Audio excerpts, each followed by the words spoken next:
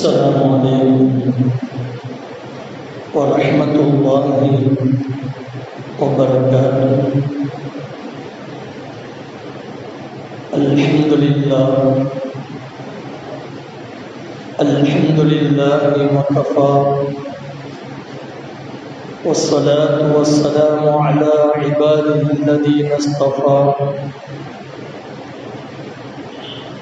أما بعد، فقد قال الله تعالى في القرآن المجيد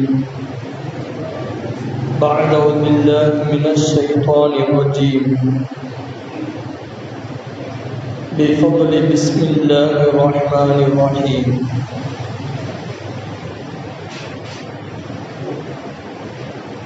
زين للناس حب الشهوات من النساء والبنين. صدق الله العظيم.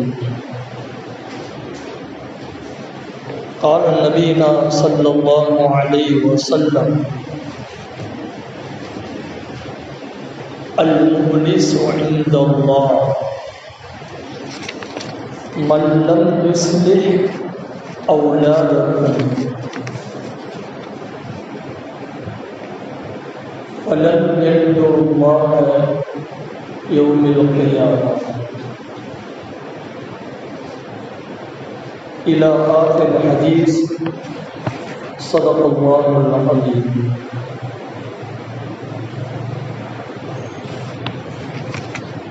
புகழ்ச்சியும் நம்மை படைத்து பாதுகாத்து பரிபாலிக்கக்கூடிய வல்ல ரஹ்மானுக்கே உதாரணமாக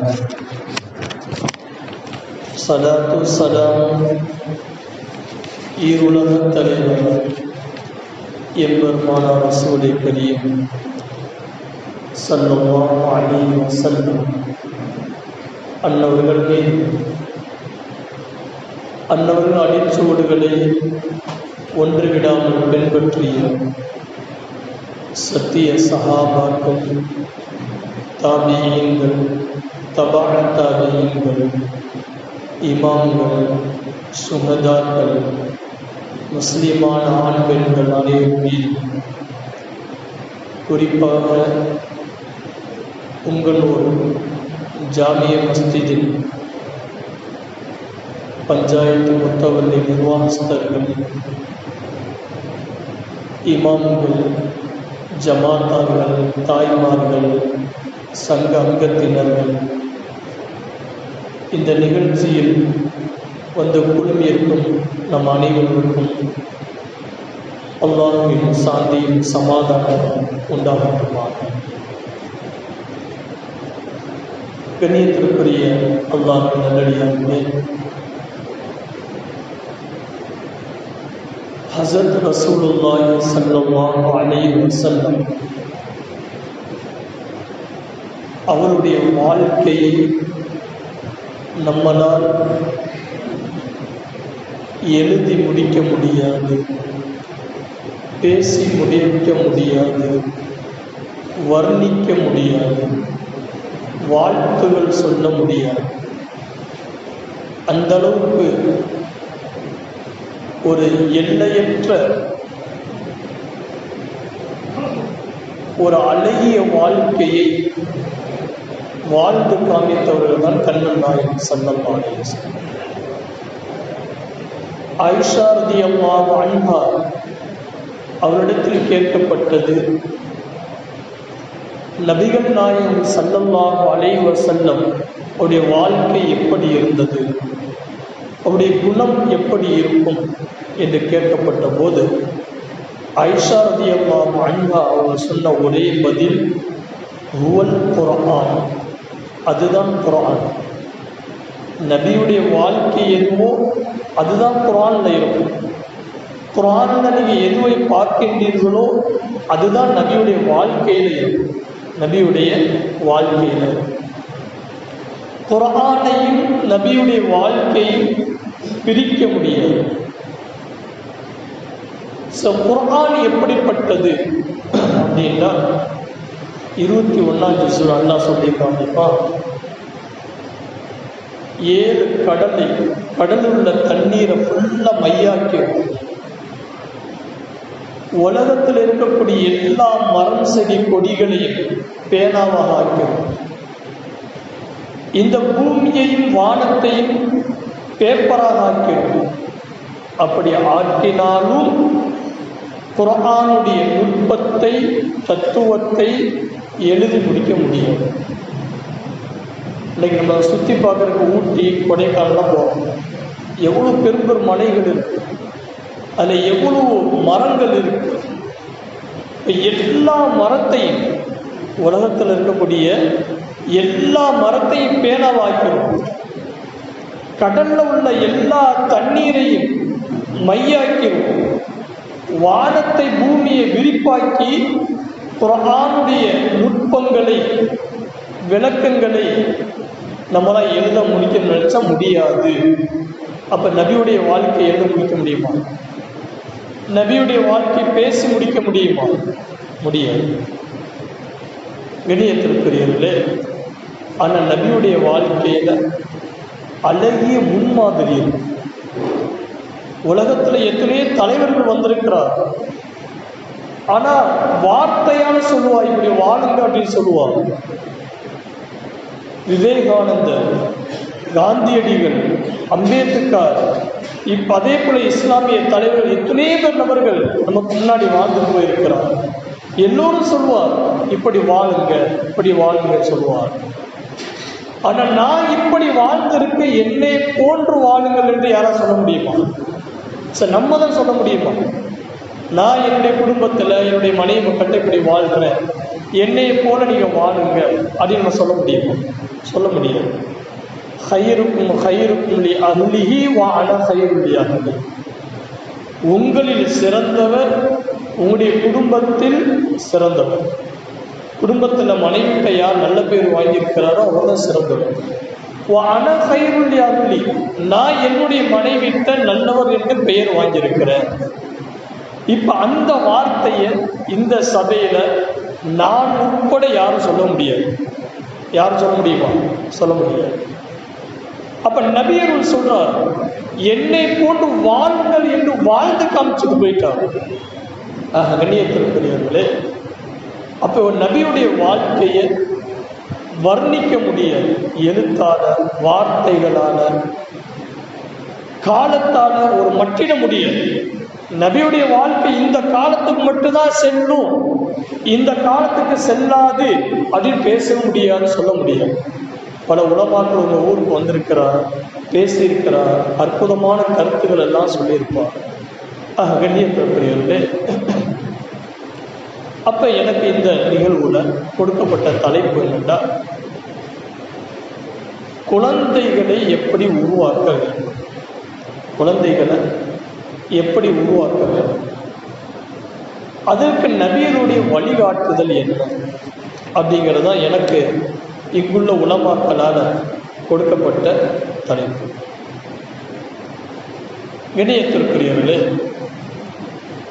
உலகத்தில் ஒரு மனிதர் தன்னுடைய ஆற்றலை வைத்து, கல்வியை வைத்து, ஆட்சி அதிகாரத்தை வைத்து, பணத்தை வைத்து எதை வேண்டாலும் பெற்றுக்கொள்ளலாம், எதை வேண்டாலும் அடையலாம். ஆனால் குழந்தை பாக்கியம் என்பது மட்டும் அல்லாஹ்வுடைய கையில் இருக்கு. இன்னைக்கு எத்தனையோ செல்வந்தர்களுக்கு குழந்தை பாக்கியம் இல்லை, எத்தனையோ அரசியல் தலைவர்களுக்கு குழந்தை இல்லை, எத்தனையோ மருத்துவர்களுக்கு குழந்தை இல்லை, எத்தனையோ ஆலிம்களுக்கு குழந்தை இல்லை. கண்ணியத்திற்குரியவர்களே, குழந்தை பாக்கியம் மட்டும் காசு கொடுத்து வாங்க முடியாது, பதவியை பயன்படுத்தி வாங்க முடியாது, அதிகாரத்தை பயன்படுத்தி வாங்க முடியாது, கல்வியை பயன்படுத்தி வாங்க முடியாது. அது அல்லாஹ்வுடைய அன்பளிப்பு, அல்லாஹ்வுடைய அன்பளிப்பு. அல்லாஹ் குர்ஆன்ல சொல்லுகிறான், உங்களுக்கு நாம் குழந்தையை அன்பளிப்பாக கொடுக்கின்றோம். குழந்தைகள் ஒரு பெரிய அருட்கொடை, பெரிய அருட்கொடை. குழந்தைகள் ஒரு அமானிதம். குழந்தையுடைய பிறப்பை பற்றியும் உருவாக்கத்தை பற்றியும் வளர்ப்பை பற்றியும் அவருடைய வாழ்க்கையின் தத்துவத்தை பற்றியும் நாளைக்கு விசாரிக்கப்படுவார்கள். குல்லுக்கும் ராயின் வ குல்லுக்கும் மஸ்ஊல் அன் ரஇயத்திஹி. குழந்தையை பெற்றெடுத்த ஒவ்வொருத்தருக்கும் ஒரு பொறுப்பு இருக்கு. அந்த பொறுப்பை பற்றி நாளைக்கு மறுமை நாளில் விசாரிக்கப்படுவீர்கள் நபிகள் சொன்னார். அப்ப குழந்தையை எப்படி பெற்றெடுக்கணும், குழந்தையை பெற்ற பிறகு என்னென்ன காரியங்களை செய்யணும், குழந்தைகளை எப்படி வளர்க்கணும் அப்படிங்கிற விஷயத்தை ஒவ்வொரு முஸ்லீம்களும் தெரிந்து வைத்திருப்பது கட்டாய கடமை. கண்ணியத்திற்குரியவர்களே, குழந்தைகள் பிறந்தாலும் பரக்கத்து தான். பிறந்த குழந்தைகள் இறந்தாலும் அதுவும் பரக்கத்து தான். குழந்தைகள் பிறந்தாலும் பரக்கத்து, பிறந்த குழந்தை இறந்துருச்சு அப்போ அதுவும் பரக்கத்து தான். கண்மன் நாயகம் ஸல்லல்லாஹு அலைஹி வஸல்லம் சொல்லுவாங்க, அல்லாஹ் சொல்லுவானா, நான் ஒரு குழந்தையுடைய உயிரை கைப்பற்றிட்டா அந்த பெற்றோருடைய மனோநிலை எப்படி இருக்குன்னு பார்ப்பதுக்காண்டி ஒரு மலக்கு அனுப்புவான். அந்த மலக்குகள் என்ன செய்வானா, அந்த பெற்றோர்களை சோதிச்சு பார்ப்போம், பொறுமையா இருக்கிறானா, அல்லாஹ்வால் அமானிதமாக கொடுக்கப்பட்ட குழந்தையை அல்லாஹ் எடுத்துக்கிட்டானே அந்த விஷயத்துல நிதானத்தை கடைபிடிக்கின்றார்களா, அல்லாஹ் மீது நம்பிக்கை வைக்கின்றார்களா, பொறுமையை மேற்கொள்கின்றார்களா அப்படிங்கிறத ஒரு மலக்கு நோட்டமிடுறது. நோட்டமிட்ட பிறகு அல்லாஹ்ட்ட பேசுறோம், யா அல்லாஹ், அந்த குழந்தையுடைய பெற்றோர்கள் அந்த குழந்தையின் இழப்பை பொருந்தி கொண்டார்கள், தாங்கிக் கொண்டார்கள் அப்படின்னு சொன்ன உடனே அல்லாஹ் சொல்லுவான், அவர்களுக்கு பைத்துல் ஹம்து அப்படின்னு சொல்லப்படக்கூடிய ஒரு மாளிகையை அவருக்காண்டி கட்டுங்கள் என்பதா சொல்லப்படும். அப்போ ஒருத்தருக்கு ஒரு குழந்தை இறந்துருச்சுன்னா அந்த குழந்தையை வைத்து அந்த பெற்றோர்களுக்கு சொர்க்கத்துல பைத்துல் ஹம்து என்பதாக ஒரு மாளிகை கட்டப்படுது, ஒரு மாளிகை கட்டப்படுது. அப்ப குழந்தை பிறந்தாலும் பரக்கத்து, பாக்கியம், பிறந்த குழந்தை இறந்தாலும் அந்த பெற்றோருக்கு பாக்கியம். கண்ணியத்திற்குரியவர்களே, குழந்தைகள் நமக்கு கொடுக்கப்பட்ட ஒரு சோதனை. குழந்தைகள் நமக்கு கொடுக்கப்பட்ட ஒரு சோதனை. குழந்தைகள் நமக்கு கொடுக்கப்பட்ட ஒரு கண் குளிர்ச்சி. குழந்தைகள் நமக்கு கொடுக்கப்பட்ட ஒரு சேமிப்பு.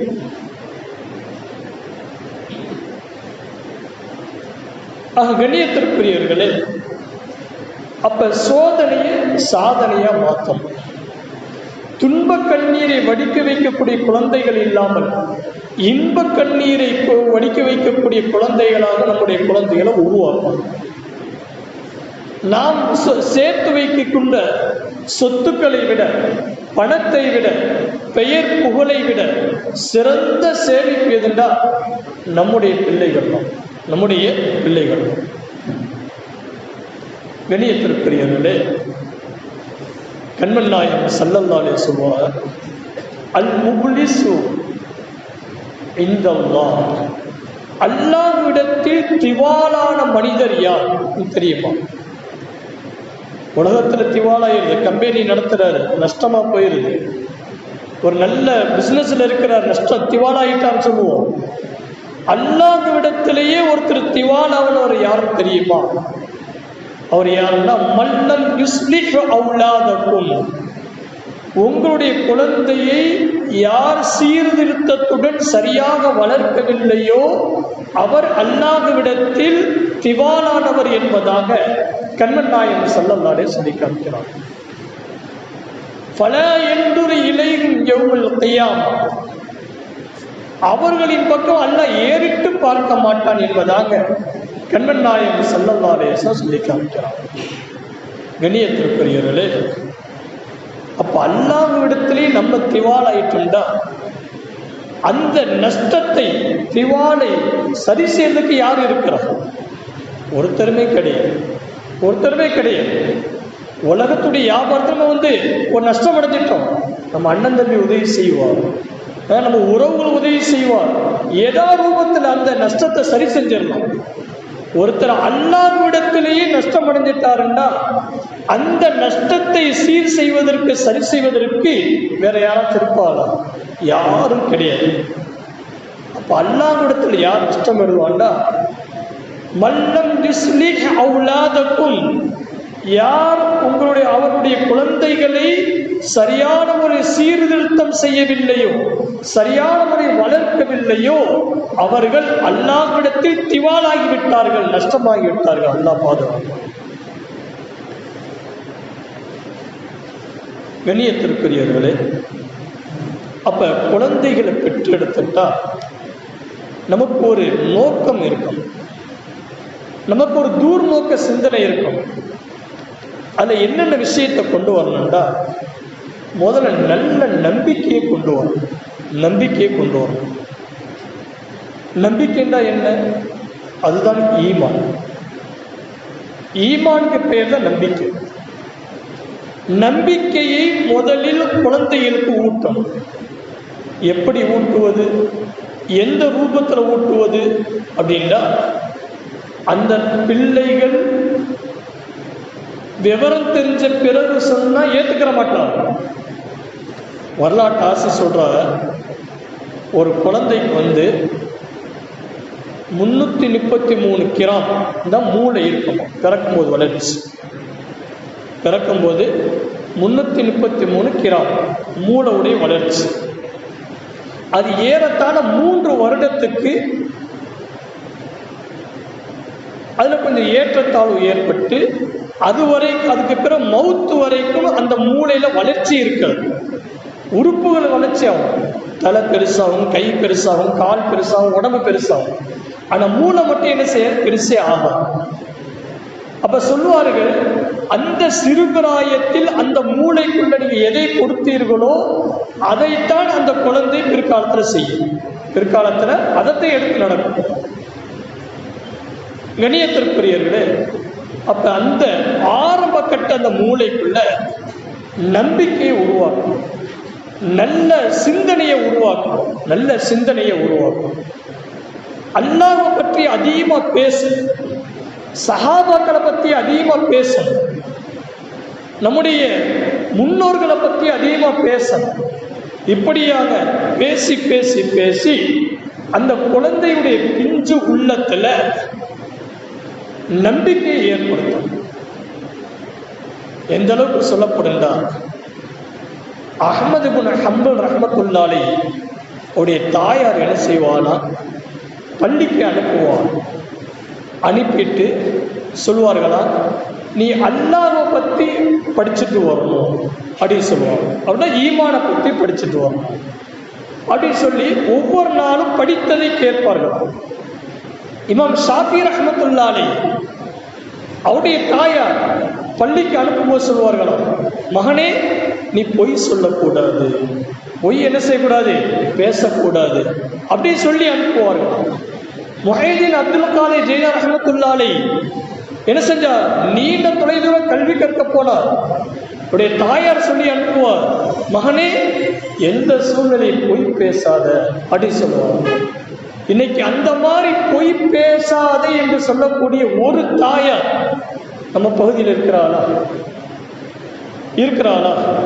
கண்ணியத்திற்கு ஏதோ ஒரு சில விஷயத்துல கண்டிஷன் பண்ணுவார்.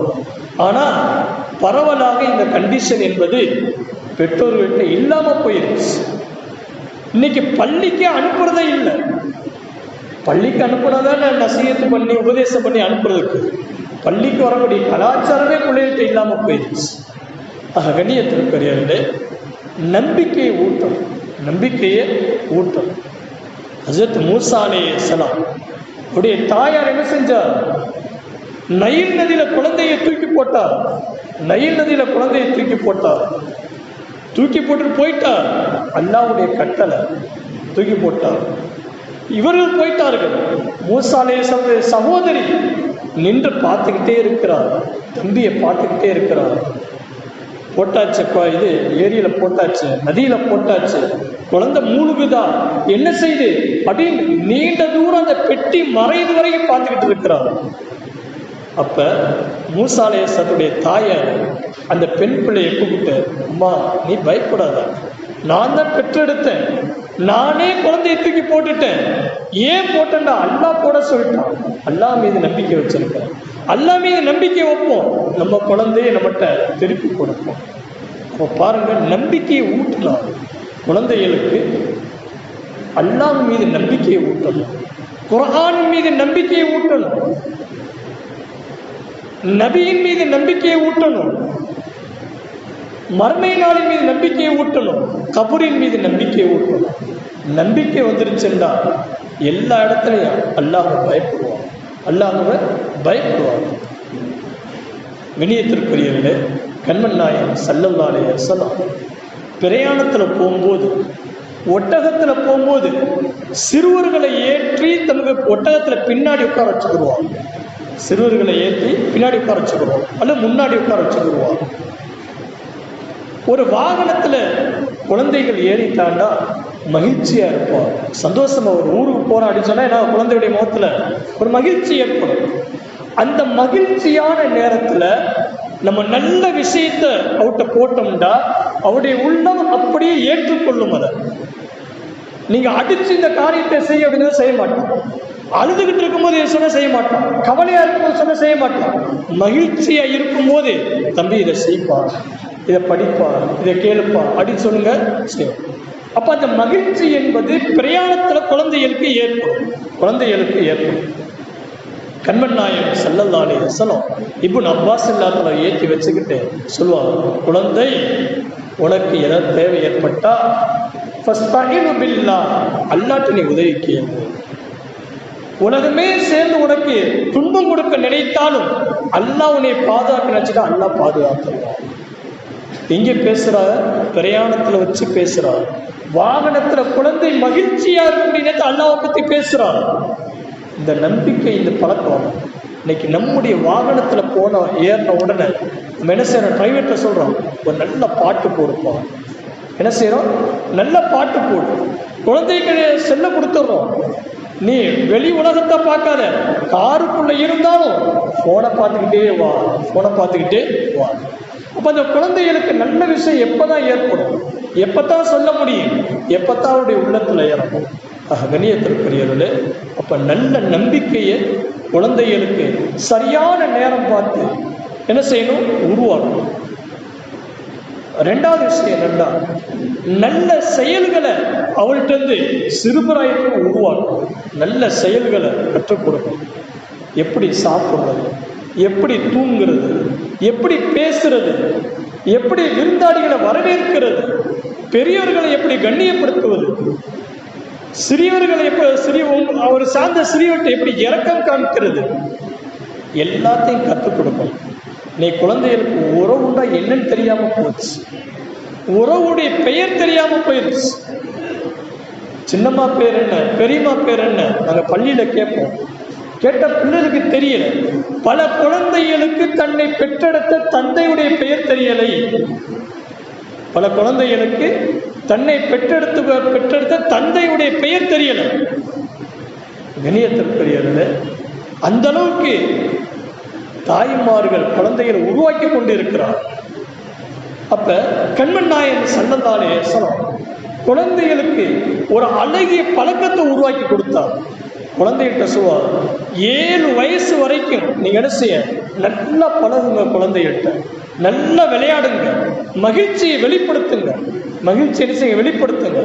அந்த குழந்தைகளுடைய உள்ளத்துல உங்களை தவிர வேறு யாருடைய பாசமும் இருக்கக்கூடாது. அந்த மாதிரி ஒரு பாசத்தை உருவாக்கும் 7 வயசு இருக்கு. இது உளவியல் ரீதியான விஷயம். இன்னைக்கு குழந்தை பிறந்த தொட்டியில போனை வச்சுட்டு இருக்கு, அழுத உடனே போனை கொடுத்துறோம். அதை சரி பண்றதுக்கு தாய்மார்கள் தயாராகிடும். அந்த குழந்தையுடைய அழுகையை நிறுத்துவதற்கு நேரம் கொடுப்பதற்கு தாய்மார்கள் தயாராகிடும். கொலைப்படக்கூடிய விஷயம். அன்றைய காலத்து தொட்டியில போட்டு ஹஸ்பி ரப்பி ஜல்லல்லாஹ் மாஃபிய கல்பி கைருல்லாஹ் நூர் முஹம்மது ஸல்லல்லாஹு பாட்டு போடுவாங்க.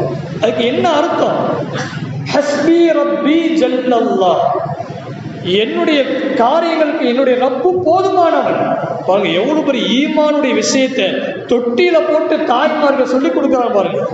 நமக்கு எந்த விஷயமா தான் சரி, உலகத்துல எல்லா காரியத்தையும் போதுமானவன் பாதுகாவன் யாரு?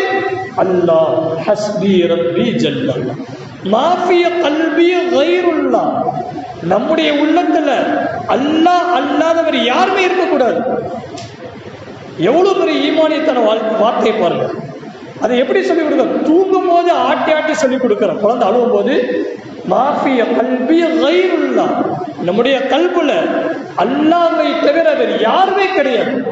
நூர் முஹம்மது ஸல்லல்லாஹ், ஒளிமயமான முஹம்மது ஸல்லல்லாஹு அலைஹி வஸல்லம் நம்முடைய கல்புல இருக்கிறார். யார் சொல்லிக் கொடுக்கிறா?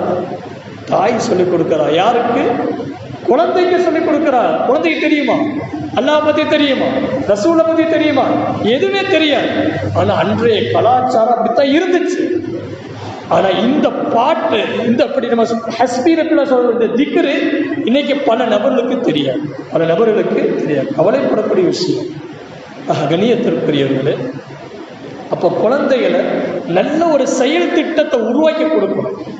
ஒரு சஹாபி கேட்கிற, யா ரசூலல்லாஹ், எங்க குடும்பத்துல வறுமை இருக்கு, நான் எவ்வளவு சம்பாதிக்கிறேன், உழைக்கிறேன், ஆனா என் குடும்பத்துல ஒரு ஒற்றுமை இல்லை, இணக்கம் இல்லை, என்னுடைய மனைவிக்கு மத்தியில ஒரு நெருக்கம் இல்லை, எனக்கும் என்னுடைய குழந்தைகளுக்கு மத்தியில ஒரு நெருக்கம் இல்லை, என்ன செய்யணும் அப்படின்னு சொல்லி கேட்கிறார். நபிகள் சொன்னார், குலு ஜமீஅன் வலா தஃபர்ரகு, எல்லாரும் சேர்ந்து சாப்பிடுங்க, எல்லாம் சரியாயிடும். எல்லாம் சேர்ந்து சாப்பிடுங்க, சரியாயிடும். நம்ம பிள்ளைய கால் நாஸ்டா எங்கே சாப்பிட்றா சொல்லுங்களேன்? கால் நாஸ்டா எங்கே சாப்பிட்றாங்க? அதிகமான பிள்ளைகள் கால் நாஸ்டாவே சாப்பிட்றது கிடையாது. உண்மையா பொய்யா? டீயை குடிச்சிட்டு பிஸ்கட்டை சாப்பிட்டு ஸ்கூல் கிளம்பிடுறாங்க. மதிய சாப்பாடு எங்கே சாப்பிட்றாங்க? ஸ்கூலில் சாப்பிட்றாங்க. இரவு நேரத்தில் சில குழந்தைகள் சாப்பிட்ற, சில வந்து அசதியில் தூங்கிடுறாங்க. அந்த அளவுக்கு நம்ம பழுவை கொடுத்து வைக்கிறோம். 3 வயசுல ஸ்கூல்ல சேர்த்தோம். நம்ம ஆரம்பத்தில் என்ன சொன்னோம்? 7 வயசு வரைக்கும் குழந்தை பெற்றோருடைய அரவணைப்பில் பாசத்துக்கு மத்தியில் குழந்தைகள் இருக்கும். அப்படி இருந்துட்டாண்டா அந்த குழந்தை எந்த காலத்திலும் தாய் தந்தையை மறக்காது, விரட்டாது, அடிக்காது, பிரிக்காது. ஏன்? ஆரம்பத்திலே பாசத்தை கொடுத்துட்டோம். நம்ம குழந்தைய 3 வயசுல நம்ம போட்டு பிரிச்சுட்டோம்டா, அந்த குழந்தை கல்யாணம் முடிச்ச அடுத்த நாளே நம்மளை பிரிச்சிருவோம். நம்மளை என்ன செஞ்சிருவோம்? பிரிச்சிருவோம். ஏன்? பாசம் இல்லை. பாசம் இருந்தால் தானே கவனிக்க முடியும். பாசம் எப்போ உருவாகும்? அந்த ஆரம்ப வயசுல உருவாகும். அப்ப நபி சொன்னார், குலு ஜமீஅன் வலா தஃபர்ரகு, சேர்ந்து சாப்பிடுங்க. அப்ப இன்னைக்கு நம்ம ஒரு நியத்து வைக்கணும், நம்ம குழந்தைகளோட குடும்பத்தோடு எல்லோரும் சேர்ந்து ஒரு நேரம் சாப்பாடாச்சும் சேர்ந்து சாப்பிடணும். அப்படி சாப்பிடலாமா? கண்ணியத்திற்குரியவர்களே, அப்படி சேர்ந்து சாப்பிட்டா என்ன கிடைக்கும்டா? பாசம், நேசம் கிடைக்கும். கருத்து வேறுபாடு ஏற்படாது, பிரச்சனை ஏற்படாது, பாசம் குன்றி போகாது. எந்த அளவுக்குண்டா, கண்மன் நாயகம் ஸல்லல்லாஹு அலைஹி வஸல்லம் குழந்தைகளை பக்கத்தில் உட்கார வச்சு அவருடைய தட்டில் சாப்பிட சொல்லுவாங்க. தன்னுடைய தட்டில் சாப்பிட சொல்லுவார். அப்படி சாப்பிடும் போது என்ன செய்வான்னா, குழந்தைகள் என்ன செய்வார்? சிலது இடது கையில் எடுத்து சாப்பிடுவார், சில குழந்தைங்க வலது கையில சாப்பிடுவார். சாப்பாடை சிந்துவார், கொட்டுவார், பிஸ்மில்லா சொல்ல மாட்டார். அப்ப குழந்தைகளுக்கு நபி அவர்கள் சாப்பிடும் போது சொல்லிக் கொடுப்பார், குழந்தாய் புல் பிஸ்மிக்க, பிஸ்மி சொல்லு, புல் எமீனிக்க, வலது கையால சாப்பிடு, ஓரத்துல சாப்பிடு, அல்லாவுடைய பெயரை சொல்லி சாப்பிடு அப்படின்னு சொல்லி சாப்பாட்டுடைய முறையை குழந்தைகளுக்கு கண்மன் நாயகம் சொல்ல கற்றுக் கொடுப்பார். அப்ப பெற்றோர்கள் அந்த சிறு பிராயத்தில் அந்த குழந்தைகளை தன்னுடைய அரவணைப்பில் வைத்து அந்த ஷரியத்துடைய முறைப்படி ஒரு சரியான உருவாக்கத்தை கொடுத்து விட்டால் இந்த குழந்தைகள் நாளைக்கு கண் குளிர்ச்சியாக இருப்பார்கள். கண் குளிர்ச்சியாக இருப்பார். ஒருத்தர் துவா செஞ்சுக்கிட்டே இருக்கிறார், துவா செய்யறார், என் குழந்தைய கண் குளிர்ச்சியாக கொடுக்கணும். ஆனால் அந்த குழந்தைய ஃப்ரீயா விட்டுறாரு, கண்டுக்கிறது இல்லை, சாப்பிடும் போது கண்டுக்கிறது இல்லை, தூங்கும் போது கண்டுக்கிறது இல்லை, விளையாடும் போது கண்டுக்கிறது இல்லை, என்ன பேசுறான், என்ன செய்யறான், எதையுமே கண்டுக்கிறது இல்லை.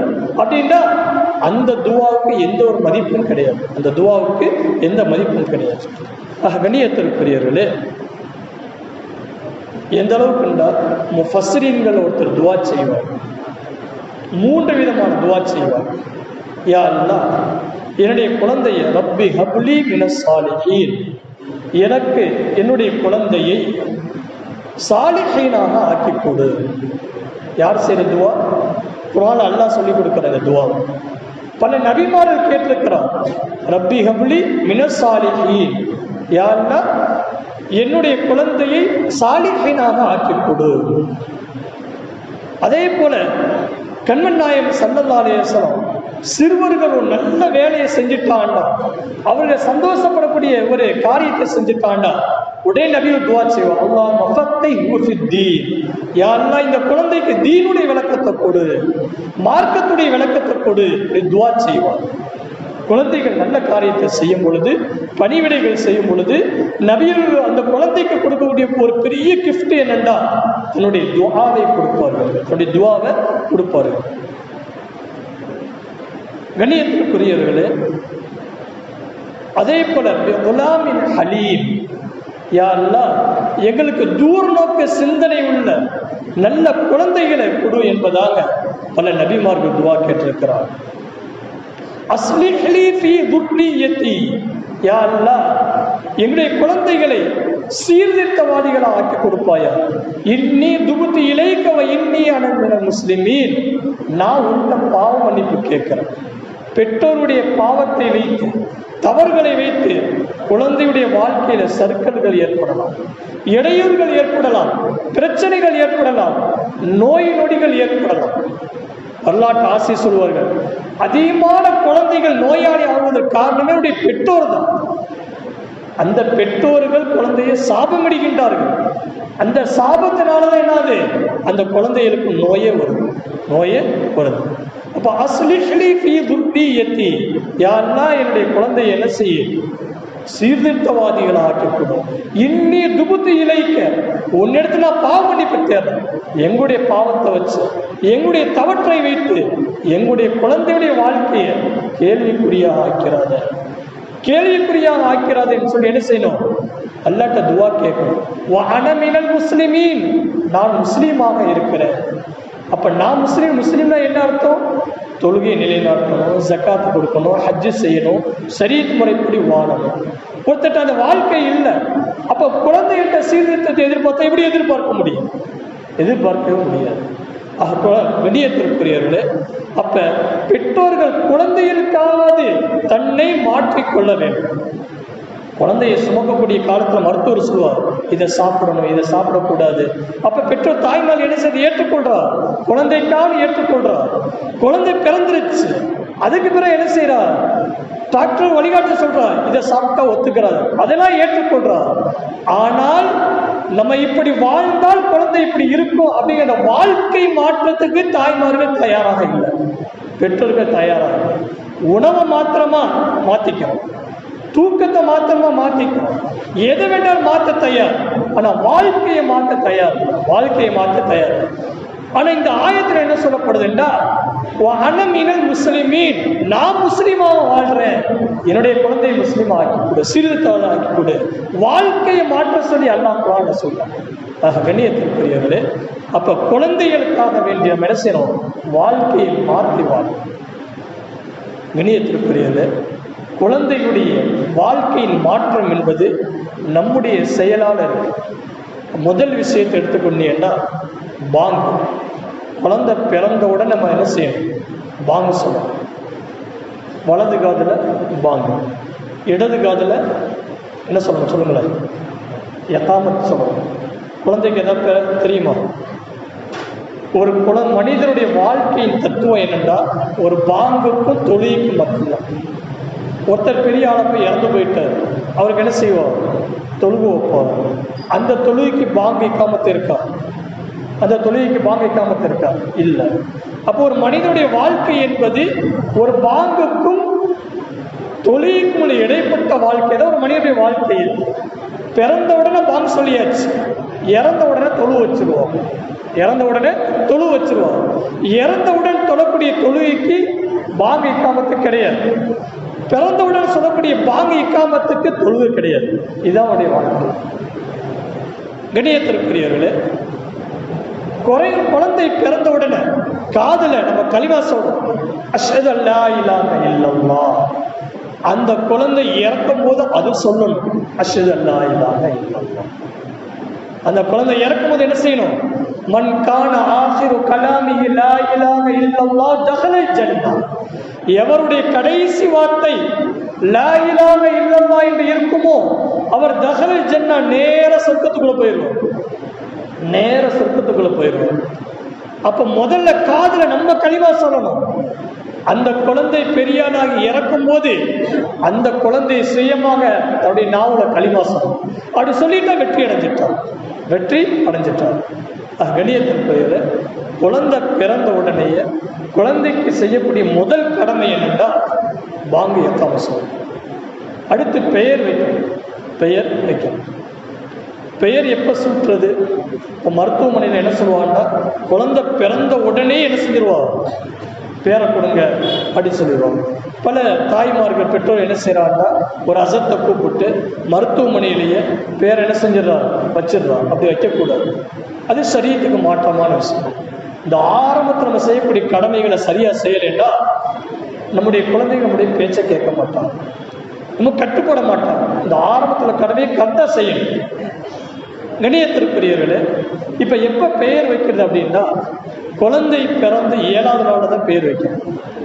7வது நாளில் பெயர் வைப்பது சுன்னத்தாக்கப்பட்டது. பெயர் எப்படிப்பட்ட பெயர் வைக்கணும் அப்படின்னா, நல்ல அர்த்தமுள்ள, நுட்பமுள்ள, தியாகம் செஞ்ச சஹாபாக்கள், நபிமார்கள், நல்லோர்கள் அவருடைய பெயரை தேர்வு செஞ்சு வச்சோம்னா அவருடைய வாழ்க்கையுடைய பிரதிபலிப்பை குழந்தைகிட்ட பார்க்கணும். ஆனால் இன்னைக்கு பெயர் நெட்டில் பார்க்குறோம், ஃபேஷனாக புது மாடலாக இருக்கணும் அப்படின்னு பெயர் வைக்கிறோம். ஆனால் அந்த பெயருக்கு அர்த்தமும் கிடையாது, கருத்தும் கிடையாது. அதில் பார்த்தீங்கன்னா பல பெயர், ஒரு பையனுக்கு பெயர் வச்சிருக்கிறான், ஃபைஹான் அப்படின்னு பெயர் வச்சிருக்கிறான். ஃபைஹான் என்ன அர்த்தம்? சட்டின்னு அர்த்தம். நம்ம பிரியாணி ஆக்கிற பெரிய சட்டி, அந்த சட்டி தான் ஃபைஹானுக்கு அர்த்தம். நான் கேட்குறேன், நம்ம இந்த பேரை போய் வச்சிருக்கீங்க, நெட்டில் பார்த்த சேர்த்து வச்சுட்டேன் அப்படின்னு சொல்கிறோம். அப்போ அந்த பையனுடைய வாழ்க்கை எப்படி இருக்கும்?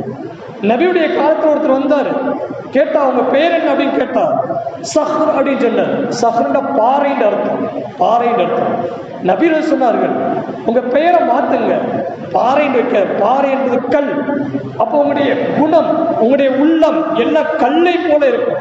ஏழைகளை பார்த்தா இறக்கம் வராது, பாதிக்கப்பட்ட மக்களை பார்த்தா இறக்கம் வராது, அனாதைகளை பார்த்தா இறக்கம் வராது, பலகீனமான மக்களை பார்த்தா இறக்கம் வராது. உங்க உள்ள கடுமையா இருக்கும். பெயரை மாத்துங்க. ஒரு புதுசா இஸ்லாத்தை ஏற்றுக்கொண்டவர் சொல்லிட்டாரு, யார் சொல்ல நான் பேர்லாம் மாற்ற மாட்டேன் அப்படின்னு சொல்லிட்டாரு. புகாரி ஷரீஃபில் விளக்க உரையில் எழுதுகிறார். அவர் அவருடைய மூதாதையர் பல தலைமுறை கழித்து ஒரு பெரிய இமாம் பதிவு செய்கிறாரு, எங்களுடைய குடும்பத்தில் பல தலைமுறைகளில் முரட்டுத்தனமானவர்கள் பிறந்தார்கள். பல தலைமுறைகள் ஒரு பேருடைய தாக்கத்தை பாருங்க. நபியுடைய சஹர் மாத்துன்னு சொன்னார், பாறை இந்த பேர் வேணாம் மாத்துன்னு சொன்னார். அவர் மாத்தல. அதோடைய தாக்கம் எஃபெக்ட் எதுவரைக்கும் இருந்துச்சுன்னா, பல தலைமுறையில அந்த குடும்பத்துல பிறந்த எல்லாரும் முரட்டு சுபாவம் உள்ளவர்களா இருந்தார். இந்த பெயர் நல்ல பெயரை பார்த்து வைக்கணும், நுட்பமான பெயரை வைக்கணும், தியாகிகளுடைய பெயரை வைக்கணும், நல்ல சிந்தனையாளருடைய பெயரை வைக்கணும், பெரும்பெருமும் மார்க்க அறிஞருடைய பெயரை வைக்கணும். கணியத்திற்குரியவர்களே, ஹஸரத் இப்ராஹிம் கண்மன் நாயகம் ஸல்லல்லாஹு அலைஹி வஸல்லம் தன்னுடைய குழந்தைக்கு, யாருக்கா தெரியுமா நபிகளுக்கு எத்தனை குழந்தைன்னு பயான்லாம் கேட்டிருப்பீங்க, யாரும் சொல்லுங்களேன். சும்மா நபியுடைய வரலாறு கேட்டுகிட்டே இருக்கிறோம். இப்போ நபியுடைய குழந்தையுடைய பேரை நமக்கு தெரியணும்ல. நமக்கு தண்ணி குடிச்சுக்கிறேன், கொஞ்சம் யோசிச்சு சொல்லுங்கள்.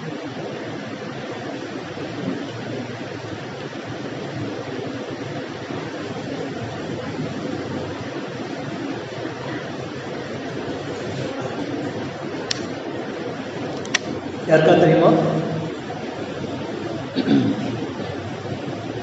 நபியருடைய குழந்தைய நமக்கு எத்தனை பேர் தெரியல. மற்ற நபிமாருடைய குழந்தை எப்படி தெரியும், சஹாபாக்குடைய குழந்தைலாம் எப்படி தெரியும்? அப்போ நம்ம வரலாற்றுடைய தாக்கம் நம்முடைய உள்ளத்தில் எந்த அளவுக்கு பதிஞ்சிருக்கு. நபி அவர்களுக்கு மொத்தம் 7 பிள்ளைகள். நபி அவர்களுக்கு 7 குழந்தைகள், 4 பொம்பளை பிள்ளை, 3 ஆம்பளை பிள்ளை. 3 ஆம்பளை பிள்ளை. அந்த 3 ஆம்பளை பிள்ளையில பேரை பார்த்தீங்கன்னா, நபிகளுக்கு முன்னாடி 1,24,000 நபிமாரில் கடைசி நபி ஹஸரத் ரசூலுல்லாஹி ஸல்லல்லாஹு அலைஹி வஸல்லம். தன்னுடைய மகனுக்கு தேர்வு செஞ்ச பேர் இப்ராஹிம் வச்சார். இப்ராஹிம் வச்சார். ஏன் வச்சாங்கன்னா, இப்ராஹிம் ஒரு மில்லத், ஒரு கௌம், ஒரு சமூகம். அல்லாஹ் சொல்றான், இப்ராஹிம் அலைஹிஸ்ஸலாம் தனி மனிதர்கள் இல்லை, அவர் ஒரு சமூகம். அவர்கிட்ட பல முன்மாதிரி இருக்கு, தியாகம் இருக்கு. அந்த தியாகத்தை முன்வைத்து நான் என்னுடைய மகனுக்கு இப்ராஹிம் பேர் வச்சேன். கண்ணியத்திற்குரிய அதையும் தாண்டி எந்த குழந்தையெல்லாம் சிறுபிராயத்தில் இறந்து போகுதோ அந்த குழந்தைகளுக்கெல்லாம் பெற்றோர் யாருண்டா இப்ராஹிம் அலைஹிஸ்ஸலாம், ஹாஜரா, சாரா அலைஹிஸ்ஸலாம். கண்மன் நாயகம் ஸல்லல்லாஹு அலைஹி வஸல்லம் குழந்தை இப்ராஹிம் சிறு பிள்ளையிலே இறந்துட்டார். நபியுடைய கண்கள் கலங்குது, கண்ணீர் வடிக்குது, வாயில சப்தங்கள் வரல. சஹாபாக்கு கேட்டா, யா ரசூலல்லாஹ், நீங்க அழுகுறீங்களா, நீங்க அழுகுறீங்களா, நீங்க அழுகலாமா அப்படின்னு கேட்டார். அப்படி கேட்கும்போது நபிகள் சொன்னார்கள், எனக்கும் குழந்தை பாசம் இருக்கத்தானே செய்யும். சொல்லிட்டு, இன்னவும் முருதியத்தும் ஃபில் ஜன்னா, என்னுடைய குழந்தை சொர்க்கத்தில் பால் குடிக்க செல்கின்றது. யார்கிட்ட? ஹாஜரா அலைஹிஸ்ஸலாம் போய் பால் குடிக்க போகுது. சிறு பிள்ளைகள் இறந்துட்டா அந்த குழந்தைகளுக்கு சொர்க்கத்தில் தாய் தந்தை யாரு? இப்ராஹிம் அலைஹிஸ்ஸலாம். இப்ராஹிம் அலைஹிஸ்ஸலாம் தாய் தந்தை. கண்ணியத்திற்குரியவர்களே, அதனால நான் என்னுடைய குழந்தைக்கு மகனுக்கு இப்ராஹிம் பேர் வச்சேன். இன்னொருடைய மகன் பேர் என்னடா காசிம். காசிம்னுடைய குடும்பம், வம்சம். இன்னொரு குழந்தைக்கு பேர் வச்சா அப்துல்லான்னு பேர் வச்சா. அப்துல்லா யாரு? அவருடைய தந்தை பேர் அப்துல்லா தான். வேறு எங்கேயும் போய் தேடலை, நெட்டையெல்லாம் போய் தேடலை, எங்கேயும் போய் பார்க்கல, யார்ட்டையும் கேட்கல. நம்ம குடும்பத்தில் உள்ள பேரத்தை வச்சா நல்ல பேர். பேர் வைக்க ரொம்ப ஈஸி. இந்த பேர் வைக்கிறதுக்கு முன்னாடி அஜித்குமாரில் ஒரு வழி பண்ணிடுறாங்க.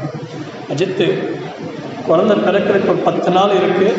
ஆம்பளைப்புள்ள பேரில் ஒரு 10 பேர் கொடுங்க, பொம்பளைப்புள்ள பேரில் 10 பேர் கொடுங்க. நாங்கள் நேரம்லாம் ஒதுக்கி கஷ்டப்பட்டு எடுத்து கொடுத்தா, அது நீங்கள் எடுத்து கொடுத்த பேர் எதுவுமே எங்களுக்கு செட் ஆகலை, வேறு பேர் எடுங்க, படிச்சுக்கலாம்.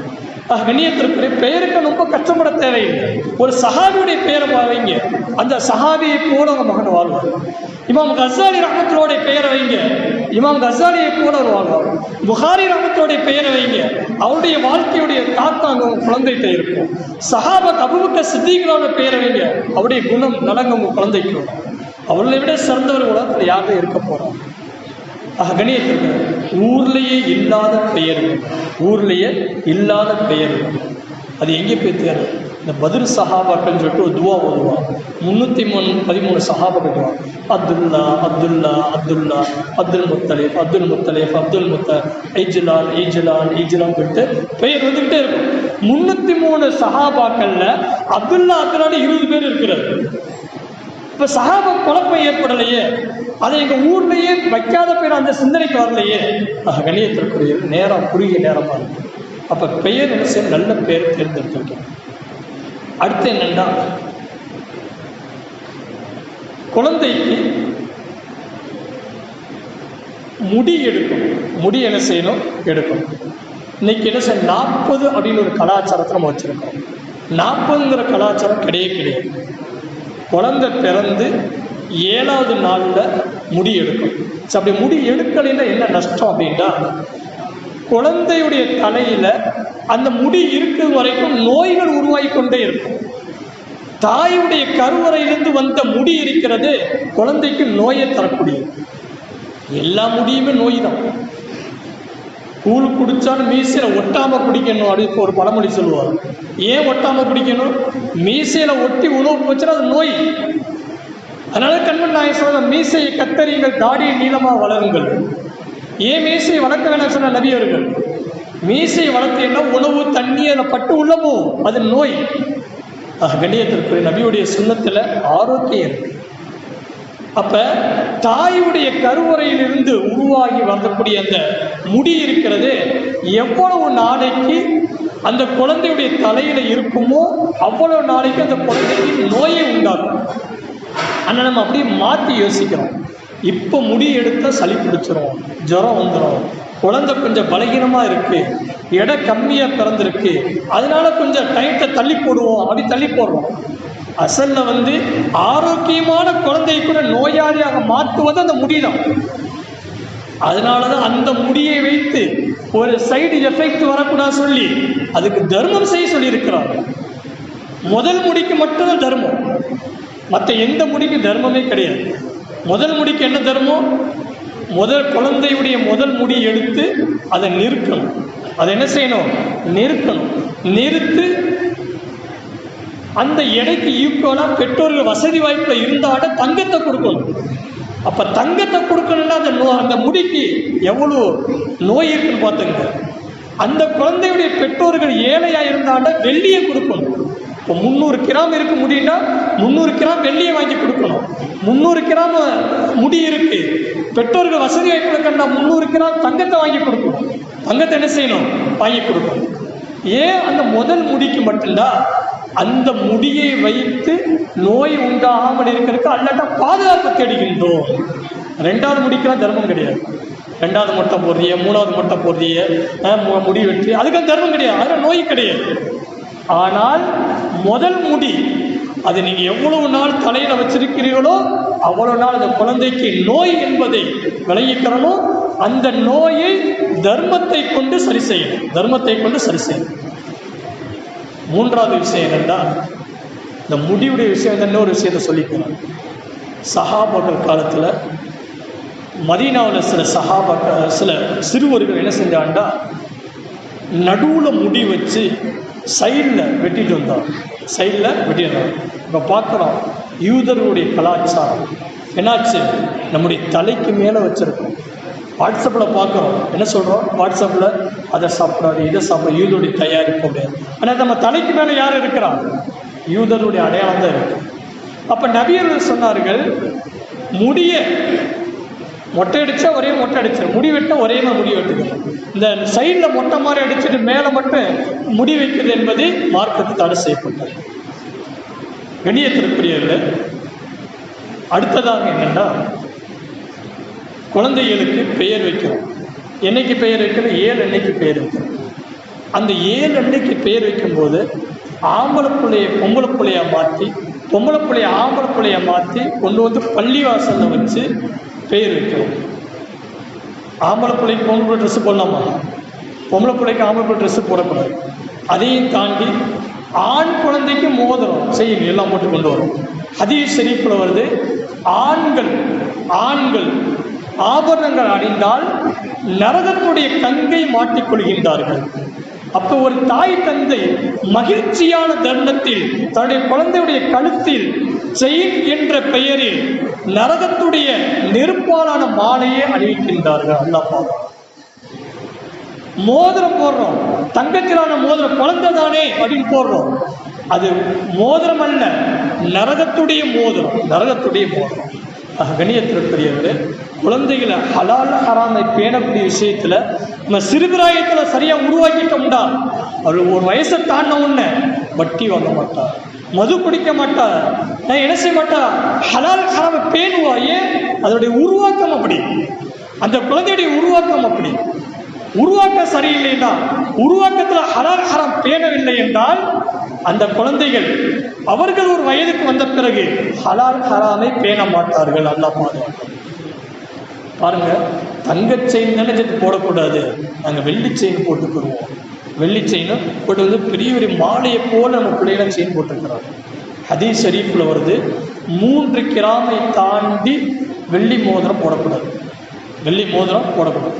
அந்த மோதிரத்துக்கு கூட 2 காரணம் சொல்லப்படும். 2. அன்றைய காலத்தில் முத்திரை என்பது நபியர்கள் லெட்டரை எழுதிட்டு ஒரு முத்திரை வைப்பார், அது மோதிரத்தால் வைப்பார். அன்றைய காலத்து அரசர்கள் என்ன செய்வார்? மோதிரத்தால் முத்திரை வச்சு அனுப்புவார். அந்த முத்திரைக்காக வேண்டி என்ன செய்யப்பட்டுச்சு? மோதிரம் அணிவிச்சார். அதே போல சில நோய்களுக்கு நிவாரணம் இருக்க வெள்ளி அணிவிக்கிறதுனால, வெள்ளி அணிகிறதுனால. ஆனால் இன்னைக்கு என்னாச்சு? பெரிய செயினை போட்டுக்கிறோம். 3 கிராமை தாண்டி ஒரு செயின் இருந்தால் அது மார்க்கத்தில் தடுக்கப்பட்டது. சிறுபிள்ளைகள் கேட்டுக்குங்க, ஒரு செயின் போடுறீங்க இல்லை? கண்ணியத்திற்குரியவர்கள், நாங்களே எங்கள் ஊர் பள்ளியில் சாத்தனூரில் செயின் போட்டு வந்தாலோ கை செயின் போட்டு வந்தாலோ உள்ள அலோட பண்ண மாட்டோம். ஃபஸ்ட்டு ஃபோன் எடுத்து சொல்லிடுவோம், செயின் வந்தால் கழட்டி வச்சிடணும், இப்போ போட்டு வரக்கூடாது. அடுத்த நாள் போட்டு வந்தால் அந்த செயின் வந்து பள்ளியாசனுடைய உண்டியலுக்கு போயிடும், பள்ளியாசனுடைய உண்டியலில் கழட்டி போட்டுருவோம் அப்படின்னு சொல்லுவோம். செயின் போடக்கூடாது.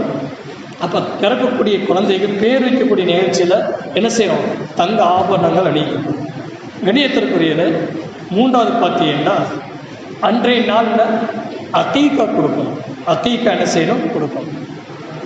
அகீகாண்டா என்னன்னா அடமானு அர்த்தம். அகீகாண்டா அடமானு அர்த்தம். கண்ணியத்திற்குரியவர்களே, நம்ம குழந்தைகள் சிகத்துடன் ஆரோக்கியத்துடன் நீண்ட ஆயுள், எந்த விபத்து நோய் ஆபத்து இல்லாமல் வாழண்டா அகீகா கொடுத்தோம். இப்போ ஓரளவு இந்த நவீன கலாச்சார காலத்தில் அகீகா பற்றி மக்கள் ஓரளவு தெளிவு வரைஞ்சிட்டாங்க. கண்ணியத்திற்குரியவர்களே, அகீகாண்டா அடமானம். அந்த அகீகாவுடைய துவாவை பாருங்களேன். அல்லாஹும்ம தமன் பிதமிஹா வரிஜ்சன் பிரிஜ்சிஹா வரூஹன் பிரூஹிஹா வஜஸதன் பிஜஸதிஹா. யா அல்லாஹ், என்னுடைய குழந்தையுடைய உயிருக்கு பாரமாக நான் இந்த ஆட்டுடைய உயிரை கொடுக்குறேன். என்னுடைய குழந்தையுடைய கைக்கு பாரமாக, காலுக்கு பாரமாக இந்த ஆட்டுடைய காலை கொடுக்குறேன். அதே போல் என்னுடைய குழந்தையுடைய இரத்தத்துக்கு பாரமாக நான் ஆட்டுடைய இரத்தத்தை கொடுக்குறேன். இந்த துவா ஓதி தான் அர்த்தம் சிறந்தது. அகீகாங்கிறது சும்மா அர்த்தக்கூடாது, பிஸ்மில்லாஹ் சொல்லி அர்த்தம் கூடும். இந்த துவாவை நபிகள் ஓதி இருக்கிறார். அல்லாஹும்ம ஜஅல் தமன் பிதமிஹா வரிஜ்சன் பிரிஜ்சிஹா வரூஹன் பிரூஹிஹா வஜஸதன் பிஜஸதிஹா அப்படின்னு துவா ஓதும். இப்போ அடமானம் வச்சுட்டோம். யார்கிட்ட அடமானம் வச்சுட்டோம்? அல்லாஹ்ட்ட அடமானம் வச்சுட்டோம். யா அல்லாஹ், என்னுடைய குழந்தையுடைய உயிர், என்னுடைய குழந்தையுடைய ரத்தம், என்னுடைய குழந்தையுடைய உறுப்புகள், என்னுடைய குழந்தையுடைய வாழ்க்கை எல்லாத்தையும் இந்த ஆட்டை வச்சு நான் என்ன அடமானம் வச்சுட்டேன். என் குழந்தைக்கு ஆரோக்கியத்தை கொடு. வெளியேற்றக்கூடியது ஆம்பளை பிள்ளையாக இருந்தால் 2 ஆடு கொடுக்கும், பொம்பளை பிள்ளையாக இருந்தால் 1 ஆடு கொடுக்கும். பொம்பளை பிள்ளையாக இருந்தால் 1 ஆடு கொடுக்கும். வினயத்தில் என்னைக்கு கொடுக்கணும் அப்படின்னா, அதுக்கு நம்ம தேர்ந்தெடுத்த நாள் 40. நான் ஆரம்பம் சொன்ன போல பேர் வைக்கிறதுக்கு 40 கிடையாது, முடியெடுக்கிறதுக்கு 40 கிடையாது, அகீகாவுக்கு 40 கிடையாது. ஹதீஸ்ல வரக்கூடிய விஷயம் என்னன்னா, குழந்தை பிறந்து 7வது நாளில் அகீகா கொடுங்க. 7வது நாள் உங்களுக்கு வசதி வாய்ப்பு இல்லை அப்படின்னா 14வது நாளில் கொடுங்க. 14வது நாள் உங்களுக்கு வசதி வாய்ப்பு இல்லைன்னா 21வது நாளில் கொடுங்க. 21வது நாள்லையும் நீங்கள் வசதி வாய்ப்பு இல்லைன்னா உங்களுக்கு அதுக்கு பிறகு எப்போ வசதி வாய்ப்பு அப்போ கொடுத்துக்குங்க. இந்த நாளை கணக்கிடுவது சுன்னத்து. நாளை கணக்கிடுவது சுன்னத்து. சஃப்புல ஜனாசாவில் எத்தனை சப்பு நிற்கணும்? 3 சப்பு நிற்கணும், 5 சப்பு நிற்கணும், 7 சப்பு நிற்கணும். இப்படி எண்ணிக்கை இருக்கு. அதே போல அகீகாவுக்கு எண்ணிக்கை இருக்கு. 7வது நாளில் தான் கொடுக்கணும், அல்லது 14வது நாளில் கொடுக்கணும், அல்லது 21வது நாளில் கொடுக்கணும். அதுக்கு பிறகு நாளை பார்க்க தேவையில்லை, எண்ணிக்கையை பார்க்க தேவை. ஆனால் அகீகா என்ன செஞ்சிடணும்? கொடுத்துடணும். கண்ணியத்திற்குரியவர்களே, அதே போல நம்ம குழந்தைகளுக்கு இது போன்ற கடமைகள், நல்ல பெயரை சூட்டுவது, ஹலால் ஹராமை விட்டு சிறுபிராயத்திலே குழந்தைகளை பாதுகாப்பது, அகீகா கொடுப்பது, அந்த குழந்தையுடைய முடிய தர்மம் செய்வது, இது போன்ற கடமைகளை நம்ம சரியாக செஞ்சிட்டோம்னா அந்த குழந்தைகள் 7 வயசுக்கு பிறகு நல்ல ஒரு நிலைக்கு வருவாங்க. இதெல்லாம் 7 வயசுக்கு முன்னாடி செஞ்சிடணும். 7 வயசுக்கு முன்னாடியே செஞ்சிடணும். நம்ம பகுதியில் தாய்மார்கள் கேட்கக்கூடிய ஒரு கேள்வி என்னென்னா, அகீகா கறி சாப்பிட்றது நம்ம குழந்தையே சாப்பிட்ற மாதிரி தானே கெத்து, குழந்தையுடைய பெயரில் அறுக்கிறோம், அதனால் நம்ம அகீகா கறின்னா அந்த ஆடு நம்ம குழந்தையை போல, நம்ம குழந்தையுடைய கறியை நம்ம சாப்பிட மாட்டோம், அப்போ அந்த ஆட்டுடைய கறியை சாப்பிடக்கூடாதுல்ல அப்படிங்கிற கேள்வியை பல தாய்மார்கள் கேள்வியை கேட்குறாங்க. கணியத்திற்குரியல அகீகா கறி என்பது அது ஒரு பரக்கத்தான கறி. தாய் தந்தைகள் சாப்பிடலாம், எல்லோரும் சாப்பிடலாம், எல்லோரும் என்ன செய்யலாம்? சாப்பிடலாம். எந்த கறி சாப்பிடக்கூடாதுன்னா நேர்ச்சையுடைய கறி தான் சாப்பிடக்கூடாது. நம்ம நேர்ச்சை செய்யணும். நமக்கு ஒரு நோய் வந்துருச்சு, யாருன்னா இந்த நோயை சரி பண்ணி கொடுத்துட்டா நான் ஒரு ஆடு கொடுக்குறேன் அப்படின்னு நேர்ச்சை செஞ்சிட்டோம்னா அந்த நேர்ச்சை செய்தவரும் அந்த குடும்பத்தாரும் ஒரு துண்டு கூட சாப்பிடக்கூடாது, ஒரு துண்டு கூட சாப்பிடக்கூடாது. முழுக்க அது ஏழைகளுக்கு போயிடும். சதக்கா கொடுக்கணும். சும்மா சாத தர்மம். வெளிநாட்டில் பயணத்துலேருந்து வந்தோம், உறவுகளுக்கு ஒரு தர்மம் செய்வோம், ஒரு விருந்து போடுவோம், அந்த கறியை சாப்பிடலாம். அப்போ அகைக்கா கறி சாப்பிடலாம், சதக்காவுடைய கறியை சாப்பிடலாம், நேர்ச்சையுடைய கறியை என்ன செய்யக்கூடாது, சாப்பிடக்கூடாது. ஆனால் மக்கள் என்ன விளங்கி வச்சிருக்கிறான்னா, நேர்ச்சையுடைய கறியை சாப்பிடலாம், அகைக்காவுடைய கறியை சாப்பிடக்கூடாது அப்படின்னு தவறாக விளங்கி வச்சிருக்கிறார். அது தவறு.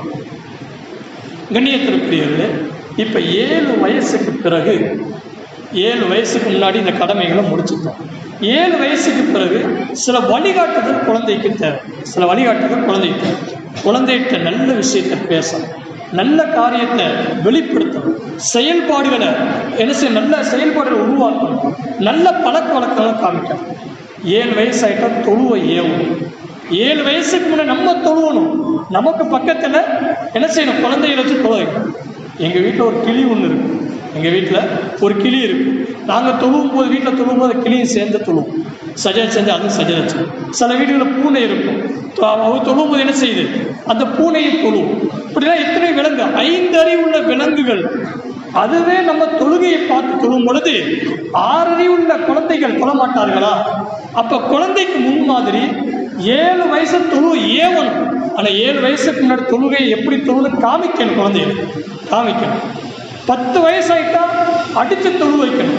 இன்னைக்கு குழந்தைகளை அடிக்கிறதுல ரொம்ப ஒரு பாசைன்ற அடிப்படையில் பெற்றோர்கள் குடும்பத்தாக இருக்கிறார். ஹதீஸ் ஷரீஃபில் வருது, நபியர்கள் பல விஷயத்துக்கு பரக்கத்துக்காக துவா செஞ்சிருக்கிறார். அதில் ஒரு துவா என்னன்னா, எந்த வீட்டில் குழந்தைகளை கண்டிப்பதற்காக வேண்டி, ஒழுக்கத்தை கற்பிப்பதற்காக வேண்டி, குர்ஆனை ஓதுவதற்காக வேண்டி ஒரு பிரம்பை, கம்பை பெற்றோர்கள் வீட்டில் வைத்திருக்கின்றார்களோ அந்த வீட்டில் அல்லாஹ் பரக்கத் செய்யட்டும். இது யாருடைய துவா? நபியுடைய துவா. எதுக்கு துவா? வீட்டில் ஒரு கம்பு இருக்கிறது பரக்கத்து, குர்ஆன் இருக்கிறது பரக்கத்து. நம்ம பல விஷயம் பரக்கத்தை விளங்கி வச்சிருக்கிறோம். குழந்தைகளை கண்டிஷன் பண்றதுக்காக வேண்டி வீட்டில் கம்பு இருப்பது என்பது பரக்கத்து என்பதாக, பரக்கத்தை கொடுக்க வேண்டும் என்பதற்காக கண்மன் நாயகம் சொல்லாத தனியாக துவாவே செஞ்சிருக்கிறார். 10 வயது 7 வயசாக தொழுவை ஏவுங்க. 10 வயதாயிட்டா என்ன செய்யுங்க, அடித்து தொழ வையுங்கள், அடித்தொழ வையுங்கள். இன்னைக்கு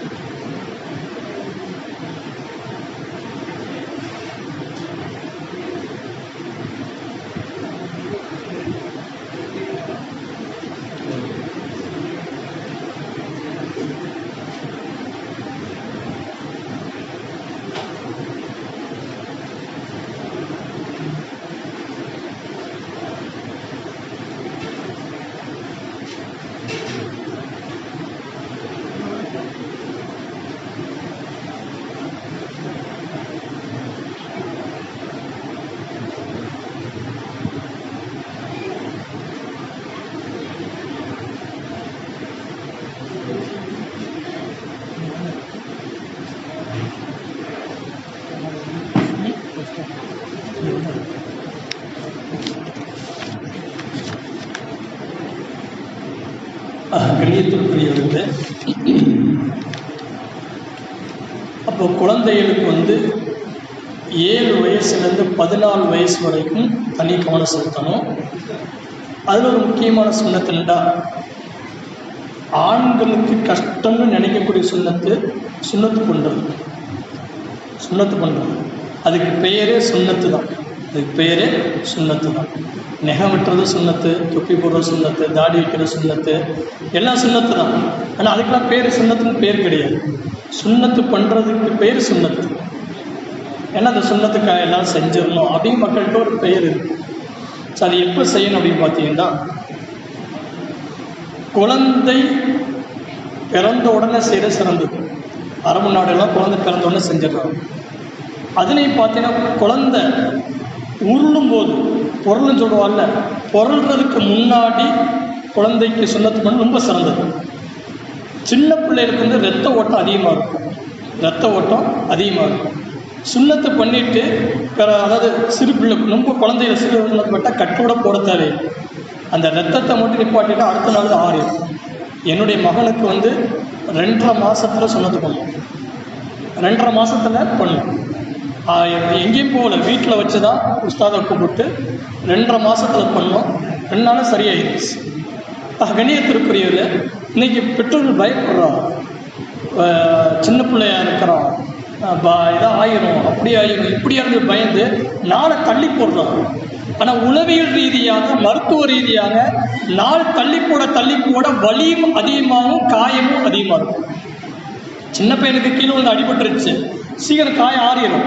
அதே ஒரு 60 வயசுல கீழே வந்துட்டாரு, காயம் ஏற்பட்டுருச்சு, சீக்கிரம் ஆறிடுமா? ஆறாது.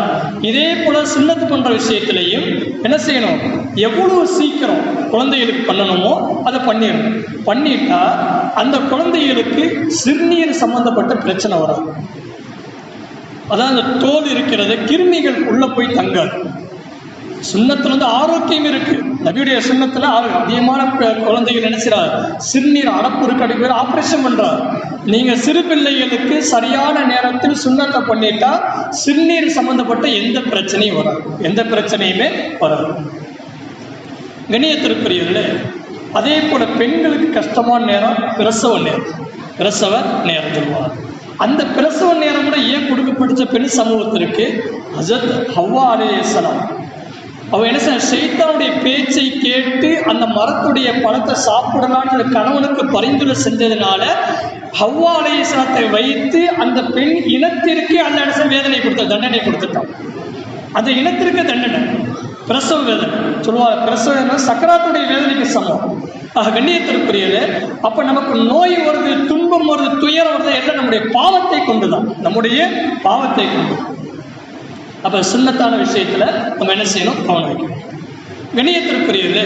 7 வயசுலேருந்து 14 வயசு வரைக்கும் அந்த குழந்தைகளுக்கு நல்ல விஷயத்த சொல்லிக் கொடுக்கும். சலாம் சொல்றத சொல்லிக் கொடுக்கும். குழந்தைகள் சலாம் சொல்ற, சலாம்னா என்ன தெரியுமா, அது அறிமுகமான வார்த்தை கிடையாது.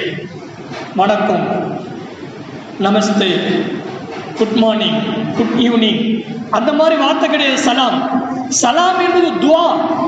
அஸ்ஸலாமு அலைக்கும், உங்கள் மீது அல்லாஹ்வுடைய சாந்தியும் சமாதானம் உண்டாகட்டும். வரஹ்மத்துல்லாஹி வ பரக்காத்துஹு, அல்லாஹ்வுடைய பரக்கத்தும் ரஹ்மத்தும் உங்க மீது உண்டாகட்டும். ஒரு துஆ. அந்த துவாவை இறந்தவர் வீட்டில் போய் சலாம் சொல்லலாம், கல்யாணக்கரை வீட்டில் சலாம் சொல்லலாம், பயணத்தில் வந்தவர் சொல்லலாம். ஏன் இந்த சலாம் என்ற வார்த்தை எல்லா இடத்துலையும் பயன்படுத்தலாம்? ஏன்னா அது துவா. இறந்தவர் வீட்டில் போய் நம்ம அந்த சலாத்தை சொல்லலாம், அது அவளுக்கு ஆறுதல் கொடுத்ததா இருக்கும். கல்யாணக்கரை வீட்டில் போய் சலாம் சொல்லலாம், அது அவளுக்கு வாழ்த்தாக இருக்கும். இப்படி எல்லா இடத்துலையும் சலாத்தை பயன்படுத்தலாம். ஆனால் அதே இடத்துல குட் மார்னிங், குட் ஈவினிங் சொல்ல முடியுமா? குட் மார்னிங் சொல்லக்கூடிய நேரத்தில், காலை நேரத்தில் போட்டு குட் ஈவினிங் சொன்னோம்னா, இப்படி மாற்றி சொன்னா அந்த வார்த்தைக்கு அர்த்தம் இல்லாமல் போயிடும். கண்ணியத்திற்குரிய சலாம் சொல்லக்கூடிய முறையை கற்றுக் கொடுங்க. உறவுகளுடைய முறையை கற்றுக் கொடுங்க.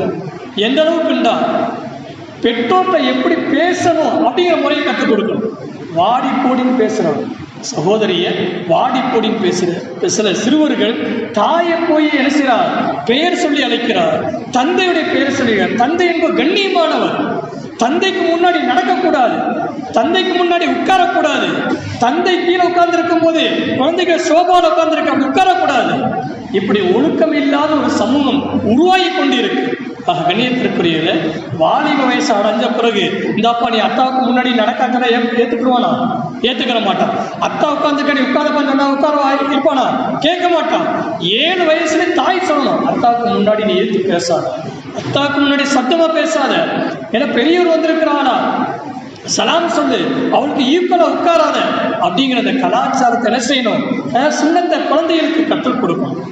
கண்ணியத்திற்குரியவர்களே, அதே போல எந்த காரியத்தை செஞ்சாலும் வலது கையில செய்யணும், வலது காலால செய்யணும் அப்படிங்கிற அந்த சுண்ணத்துவ பழக்கங்களை குழந்தைகளுக்கு சிறு பிராயத்தை ஊட்டணும். தற்காலத்தில் பார்த்தீங்கன்னா இந்த செல்போனுடைய கலாச்சாரம் வந்துருச்சு. உங்களுக்குலாம் யாருக்குமே செல்ஃபோனை பற்றி தெரியாது. ஃபோனை ஆன் பண்ண தெரியும், பேச தெரியும், அதை ஆஃப் பண்ண தெரியும். ஆனால் உங்கள் பேர பிள்ளைகிட்ட கேட்டு பாருங்க, எல்லாத்தையும் சொல்லுவோம், எல்லாத்தையும் என்ன செய்வோம் சொல்லுவோம், எல்லா விஷயம் தெரியும். பணத்தை எடுக்கிறதுலேருந்து பணத்தை அனுப்புறதுலேருந்து எல்லாத்தையும் சொல்லுவோம். கண்ணியத்திற்குரியவர்களே, இந்த செல்ஃபோன் இருக்கிறது நம்ம மார்க்கத்தை விட்டுருவோம். உளவியல் ரீதியாக பார்த்தீங்கன்னா பலதரப்பட்ட நோய்களை தரக்கூடிய டிவியுடைய ஸ்க்ரீனில் வரக்கூடிய வெளிச்சத்தை விட 77 மடங்கு கதிர்வீச்சுகள் கொண்டதான் செல்ஃபோன். செல்ஃபோனில் வரக்கூடிய அந்த கதிர்வீச்சு இருக்கு, அந்த லைட் இருக்கு, அது டிவியை விட 27 மடங்கு கதிர்வீச்சு அதிகமாக உள்ளது. கணியத்திற்குரிய டிவி எங்கே வச்சு பார்ப்போம்? யாரும் டிவி பக்கத்தில் வச்சு பார்ப்போமா? தூரத்தில் டிவி இருக்கு, இங்கே வச்சு பார்ப்போம். ஆனால் அதே கொஞ்சம் செல்ஃபோனை எங்கே வச்சு பார்க்குறா? பக்கத்தில் வச்சு பார்க்குறா. கதிர்வீச்சு அதிகமாக உள்ளது. அதனால இன்னைக்கு அதிகமான குழந்தைகள் கண்ணாடி போடுறோம். கண்ணியத்திற்குரியவர்களே, ஒரு 10 வருஷத்துக்கு முன்னாடி ஒரு கண்ணாஸ்பத்திரிக்கு ஒருத்தர் அழைச்சிட்டு போயிருந்தேன். கூட்டமே இல்லாமல் இருந்துச்சு. இன்னைக்கு காலையில் ஒருத்தர் அழைச்சிட்டு போயிருந்தேன், சரியான கூட்டமா இருக்கு. அப்ப டாக்டர் சொல்றாரு, செல்போன் வந்துச்சு, இங்க ஆஸ்பத்திரியில் கூட்டம் கூடிடுச்சு அப்படின்னு சொல்றாரு. கண்ணியத்திற்குரியவர்களே, செல்போனை நீங்க குழந்தைகிட்ட கொடுக்காதீங்க. அது ஒரு நெருப்பு, அது ஒரு ஆபத்து, அது ஒரு விஷம், அது ஒரு கரண்ட்ல போய் குழந்தை கை வைக்க நீங்க தடுப்பீங்களா இல்லையா? நெருப்புல போய் கை வச்ச தடுப்பீங்களா இல்லையா? விஷத்துல போய் கை வச்ச தடுப்பீங்களா இல்லையா? அதே போல உடைய குழந்தையை செல்போனை விட்டு தடுங்கள். செல்போன் பார்க்கிற பிள்ளைக்கு என்ன வராது? பசி வராது. செல்போன் பார்க்கிற பிள்ளைக்கு என்ன செய்யாது? தாகம் ஏற்படாது. குழந்தை வீடிட்டு அழுது பசியினால, செல்போனை கொடுத்துருங்க, பசியை மறந்துடும். நபீர் என்ன சொன்னார்? பசியோட போய் தொழுவாதீங்க, பசிச்சா சாப்பிட்டு போய் தொழுவுங்க நபி சொன்னார். பசியை அடக்காதீங்க. ஆனா குழந்தைகள் என்ன செய்வார்? ஒரு நாள் முழுவதும் பசியை தாக்குவார்கள். செல்போன் கொடுத்துட்டீங்க. பல குழந்தைகளுக்கு பிடரி நரம்புல தேய்மானம் ஏற்படுது. ஏன் தேய்மானம் ஏற்படுது? போனை குனிஞ்சு பார்த்து, தலையை தூக்காம பார்த்து என்னாது? குழந்தைகளுக்கு பிடரியில தேய்மானம் ஏற்படுது. இதெல்லாம் மார்க்கத்தை விட்டுருவோம், நம்ம மருத்துவமா பார்ப்போம். கண்ணியத்திற்குரியது, சிறுநீர் பிரச்சனை அதிகமான குழந்தைகளுக்கு அப்பட்டிஸ். என்கிட்ட ஓதிக்கிட்டு இருக்கிற மத்தப்பு வரக்கூடிய காலை மாலை வரக்கூடிய பிள்ளைகள், அதிகமான பிள்ளைகளுக்கு அப்பட்டிஸ் ஆப்ரேஷன் பண்றோம். சின்ன குழந்தைகளுக்கு காரணம் என்னண்டா? ஸ்கூல்ல போய் தண்ணி குடிக்கிறது கிடையாது, வீட்டுக்கு தண்ணி குடிக்கிறது கிடையாது, சரியா யூரின் போறது கிடையாது, மலத்தை அடக்கிறது, மலஞ்சலத்தை அடக்கி கொண்டு உங்களுடைய பிள்ளைகள் செல்போனை பார்க்கிறார். அதனால என்ன ஏற்படுது? 2 அடக்கின நோய் தான். 2 அடக்கினா உங்களுக்கு மலஞ்சலம் அதை அடக்கி கொண்டு தொழுவாதீர்கள் என்று கண்மன் நாயகம் ஸல்லல்லாஹு அலைஹி வஸல்லம் சொன்னார். சிறுநீர் போயிட்டு நீங்க என்ன செய்ய? யூரின் போயிட்டு தொழுவுங்க. ஆனா இன்னைக்கு குழந்தைகள் என்ன செய்ய? அதை அடக்கி கொண்டு செல்போனை பார்க்கிறார். தாய்மார்களே, செல்போன் என்பது ஒரு விஷம், செல்போன் என்பது ஒரு நெருப்பு.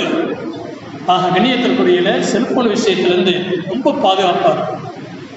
அடுத்து பார்த்தீங்கன்னா இன்னைக்கு ஸ்கூல்ல ஆட்டம் பாட்டம் என்ற ஒரு கலாச்சாரத்தை நம்முடைய பிள்ளைகள் சீரழிக்கப்படுறாங்க. ஒரு காலம் இருந்துச்சு, நீங்கள்லாம் படிச்சிருப்பீங்க, ஸ்கூல்ல படிக்கக்கூடிய காலங்களில் 100 குறள் மனப்பாடம் பண்ணிட்டு வரணும், பேசணும், 2 கட்டுரை பேசணும், பேச்சாற்றல், எழுத்தாற்றல், இப்படியாத்தான் பட்டிமன்றங்கள் தான் ஸ்கூல்ல ஆண்டு விழாவாக நடந்துச்சு. இன்னைக்கு அந்த நடக்கக்கூடிய எல்லா ஸ்கூல்லையும் ஆண்டு விழாக்களும் முழுக்க சினிமா பாட்டை 1 மாசமா போட்டு காமிச்சு, அதுக்கு தோதுவ பிள்ளைகளை ஆட வச்சு, அந்த பிள்ளைகளை மேடையில ஏற்றி பெற்றோர்களை பார்க்க வச்சு, உங்க பிள்ளைகளை பாருங்க எப்படி ஆடுறாங்கன்னு பாருங்கன்னு சொல்றாங்க. உங்க பிள்ளைகளை பாருங்க எப்படி விட்டாங்க, படிச்சு கொடுத்துருங்கன்னு சொல்லல. நாங்கள் எப்படி பேச கற்றுக் கொடுத்துருக்கிறோம், நாங்கள் எப்படி எழுத கற்றுக் கொடுத்துருக்கிறோம், நாங்கள் எப்படி மனப்பாடம் பண்ண வச்சிருக்கிறோம் அப்படி எந்த ஒரு ஸ்கூல்லையாவது தான் கற்றுக் கொடுக்கக்கூடிய கல்வியை சமர்ப்பிக்கிறாங்களா? கிடையவே கிடையாது. ஆட்டம் பாட்டம். கண்ணியத்திற்குரியது. அதில் ஒரு கவலைப்படக்கூடிய விஷயம் என்னென்றா, அதில் ஒரு கவலைப்படக்கூடிய அஜத்துமார்கள் யாராவது அதை கண்டித்து பயான் பேசிட்டாண்டா அடுத்த நாளே அஜத்துடைய கழுத்தை வந்து பிடிச்சிருவாங்க. அஜத், நீங்கள் எப்படி இதெல்லாம் பயானில் பேசலாம், நீங்கள் எப்படி இதெல்லாம் சொல்லலாம், இதெல்லாம் நீங்கள் சொல்லக்கூடாது அப்படின்னு கண்டிஷன். நான் இப்போ எந்த போயிடுறதுனால பேசுகிறேன், அப்படித்தானே கண்ணியத்திற்குரியவர்களே? அப்போ ஒரே ஒரு இமாம்கள் எழுதுகிறாங்க, இன்னைக்கு நம்ம பார்க்கணும், சினிமா நடிகையை போல ஆடை அணிந்து பொட்டுகள் வைத்து மாற்று மத தோரணையில் நம்முடைய பிள்ளைகள் அலங்கரிக்கப்பட்டு ஆட்டம் வரும். ஒரே ஒரு விஷயத்தை ஆழமாக மனசில் பதிய வச்சுக்கோங்க. ஒரு இமாம் எழுதுகிறாங்க, நம்ம நெற்றியில் வந்து களிமா பதிவு செய்யப்பட்டு, களிமா நூறு ஒளி பிரகாச நெற்றியில் இருக்குது. நம்ம உடம்புல ஹதீஸில் ஒரு குரான்லேயே ஒரு அசத்துக்கெல்லாம் தெரியும், 7 உறுப்புகளில் நரக நெருப்பு தீண்டார். சஜதாவுடைய உறுப்புகள், இந்த தலையில் காய்ப்புகள் காய்ச்சிருந்தா அந்த இடத்த ஜனாசாவும் போது கற்பூரத்தை வச்சு அனுப்புங்கன்னு சொல்லுவாங்க.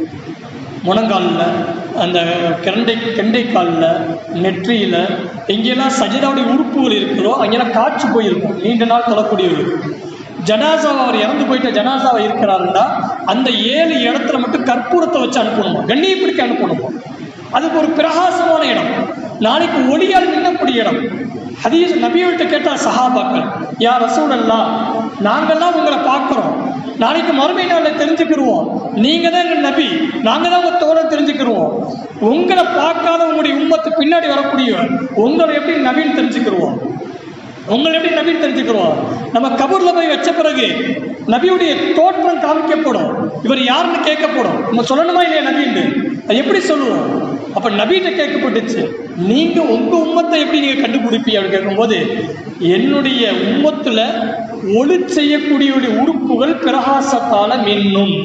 நம்ம ஒளி செய்யறோம்ல, முகத்தை கழுவுறது, கையை கழுவுறது, காலை கழுவுறது, இதெல்லாம் நாளைக்கு மறுமையினால பிரகாசமா இருக்கும்.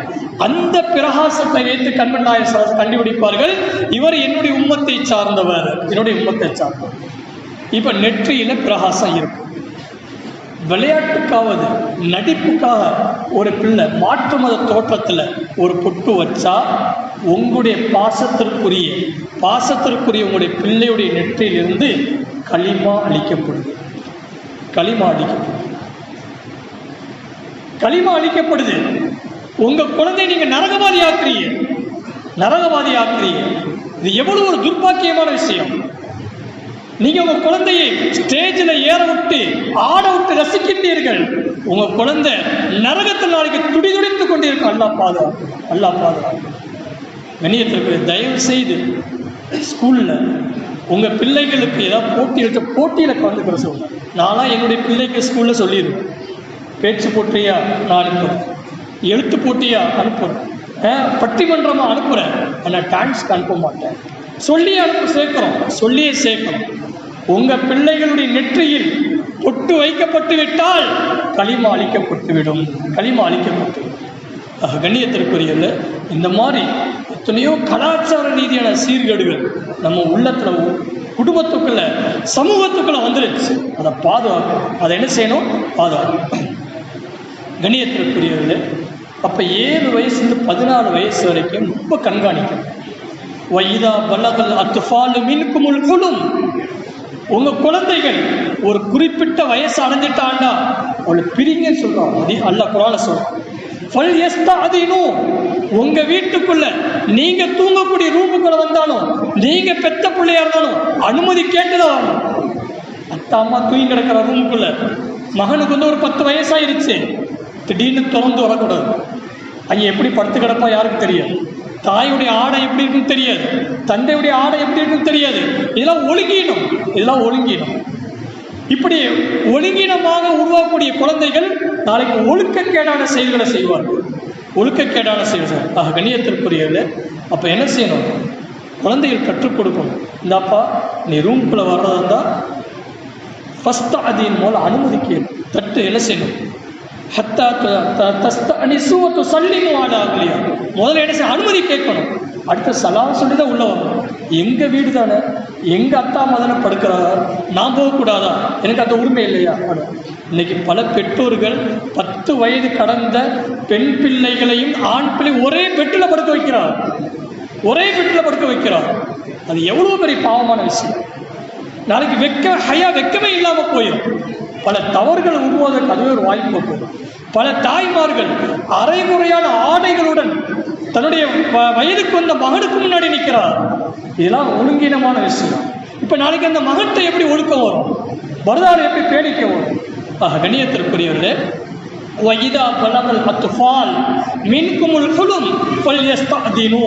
உங்களுடைய குழந்தைகளுக்கு ஒரு குறிப்பிட்ட வயசு வந்துட்டா படுக்கையிலிருந்து பிரிச்சிருங்க. ஒரே படுக்கையில் படுக்க வைக்கக்கூடாது, ஒரே பாயில் படுக்க வைக்கக்கூடாது, தனியாக தான் படுக்கணும், தனியாக தான் படுக்கணும். அவளுக்கு முன்னாடி பெற்றோர்கள் அரைகுறையான ஆடைகளை ஊற்றி இருக்கக்கூடாது. இன்னைக்கு பார்க்குறோம், சொந்தக்கார பையனோட பைக் அனுப்புகிறோம், பிள்ளைங்க சின்னம்மா பையன்தான், பெரியம்மா பையன்தான், அந்த பைக்கில் ஒருத்தர் ஒட்டி செல்லக்கூடிய அவல நீளம், இதெல்லாம் வெக்க சார்ந்த விஷயம். கண்ணியத்திற்கு ஒரு பெண்ணுடைய உடல் ஒரு ஆணின் மீது படக்கூடாது. அது சொந்த தந்தையாக இருந்தாலும் சரி, வயசை தாண்டிட்டா அவள் மேலே படக்கூடாது. இதெல்லாம் வெக்க சார்ந்த விஷயம். கண்மன் நாயகம் ஸல்லல்லாஹு அலைஹி வஸல்லம் தன்னுடைய 2 மகளை உஸ்மான் ரலியல்லாஹு அன்ஹு கல்யாணம் முடிச்சு கொடுத்தார். கல்யாணம் முடிச்சு கொடுத்தார். சஹாபாக்கள் கேட்டார், யா ரசூலல்லாஹ், ஏன் எங்களுக்கெல்லாம் கல்யாணம் முடிச்சு கொடுக்காம உங்க 2 மகளை, முதல்ல ஒரு மகன் கல்யாணம் முடிச்சு கொடுத்தா அவ இறந்து போயிட்டா, அடுத்த ஒரு மகளை கல்யாணம் முடிச்சு கொடுத்தா வாழ்ந்தாங்க. கேட்கப்பட்ட ஏன் உஸ்மானுங்க? ஹயா உஸ்மான் ரலியல்லாஹு அன்ஹு வெக்க சுபாவம் உள்ளவர், அவர் வெக்கப்படுவார்.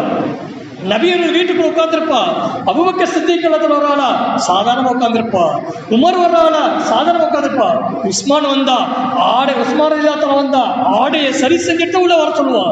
காரணம் கேட்கப்பட்டுச்சு, யா ரசூலல்லாஹ், அந்த சஹாபாக்கள் வரும்போது உஸ்மான் சாதாரணமாக உட்கார்ந்துருக்கிறீங்க, உஸ்மான் ரலியல்லாஹு வரும்போது மட்டும் நீங்க உங்க ஆடையில செஞ்சவர். உஸ்மான் ரலியல்லாஹு வெக்க சுபாவம் உள்ளவர், வெக்க சுபாவம் உள்ளவர். கண்ணியத்திற்குரியவர்களே, உங்க குழந்தைகளுக்கு சிறுபிராயத்திலிருந்து நீங்க கொடுக்கக்கூடிய ஒரு பெரிய அன்பளிப்பு என்னண்டா வெட்கத்தை கொடுங்க, வெட்கத்தோடு வாங்க. முழுமையை ஆடை உடுத்துங்க, அரைகுறை ஆடைகளை உடுத்தாதீங்க.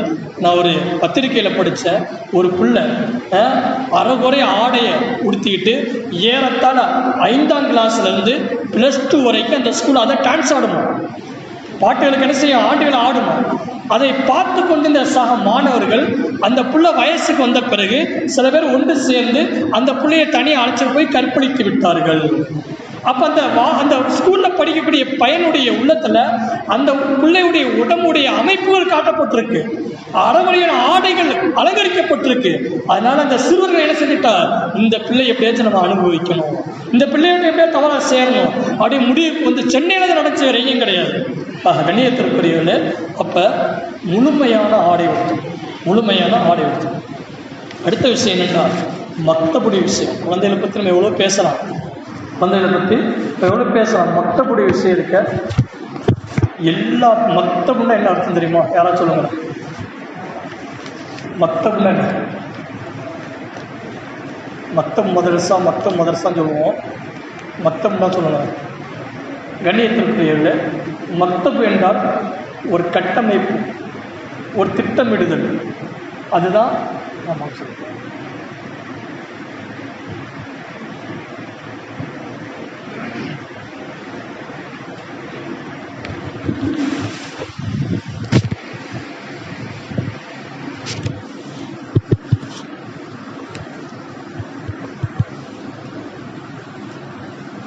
Allahu Akbar, Allahu Akbar.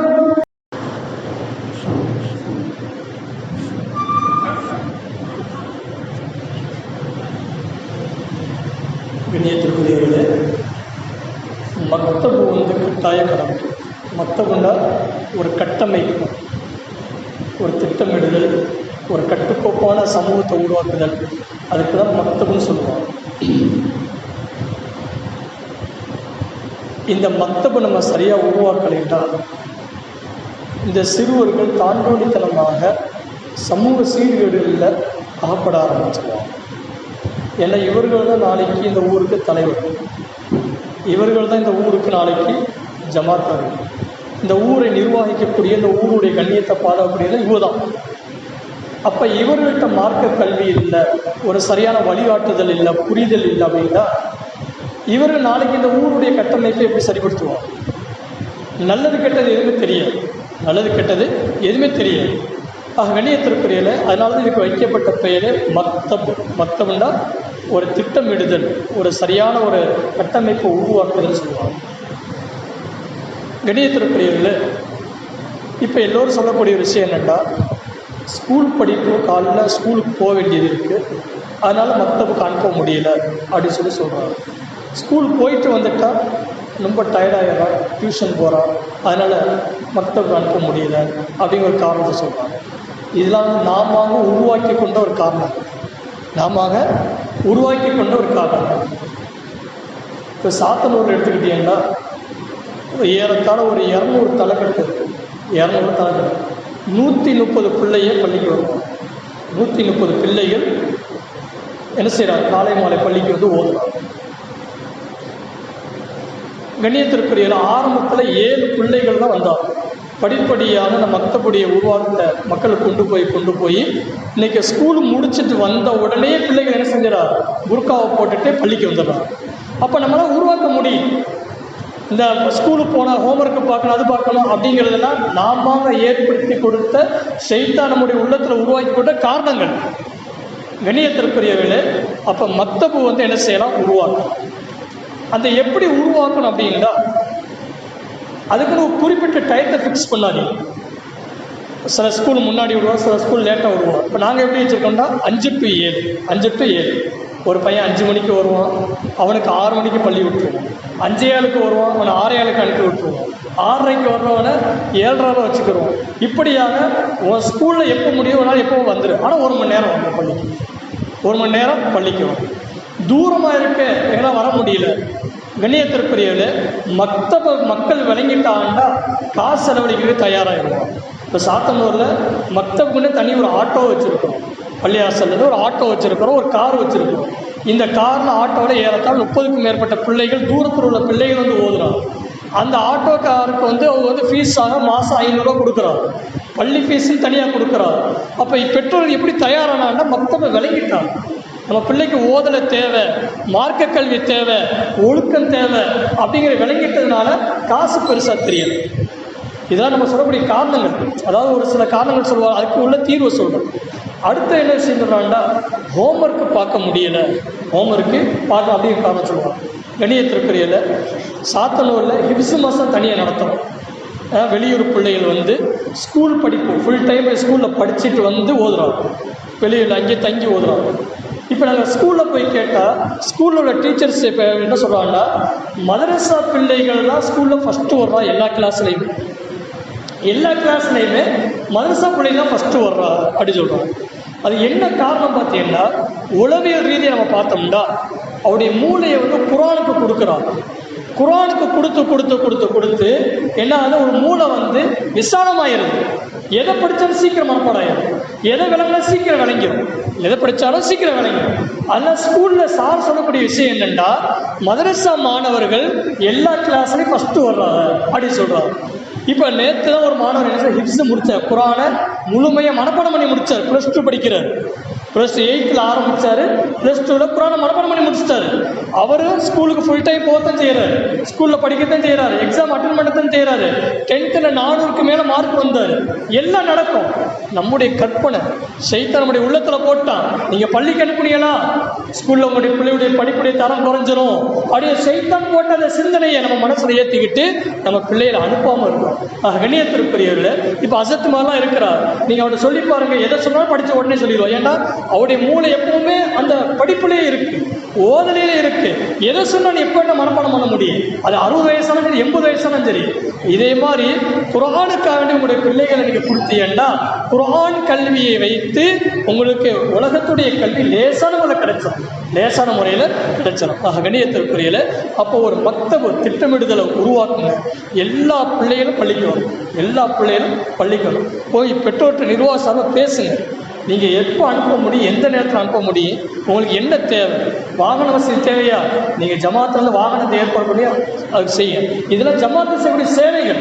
வேறு நம்ம என்ன செய்ய போகிறோம்? பள்ளியாசல்ல நிர்வாகம் தான் ஏதோ அஜித் சம்பளம் கொடுத்தா, மோயினா சம்பளம் கொடுத்தா பள்ளியாசில் பராஜ் கிடையாது. நம்ம ஒரு சரியான கட்டமைப்பை உருவாக்கணும். ஊரில் வட்டியை ஒழிக்கணும். ஊரில் என்ன செய்யணும்? இந்த குழுக்கள் சீக்கிரம் பணம் கொடுத்து ஏமாத்திரம் இல்லை, அதை ஒழிக்கணும். பெண்கள்கிட்ட ஆடம்பரமான வாழ்க்கையை ஒழிக்கணும். சரியான வழிகாட்டுதலை கொடுக்கணும். கண்ணியத்திற்குரியவர்களே, அந்த ஒரு உயர்ந்த நோக்கத்துக்காக தான் இந்த மக்தபுலாம் செய்யப்படுது.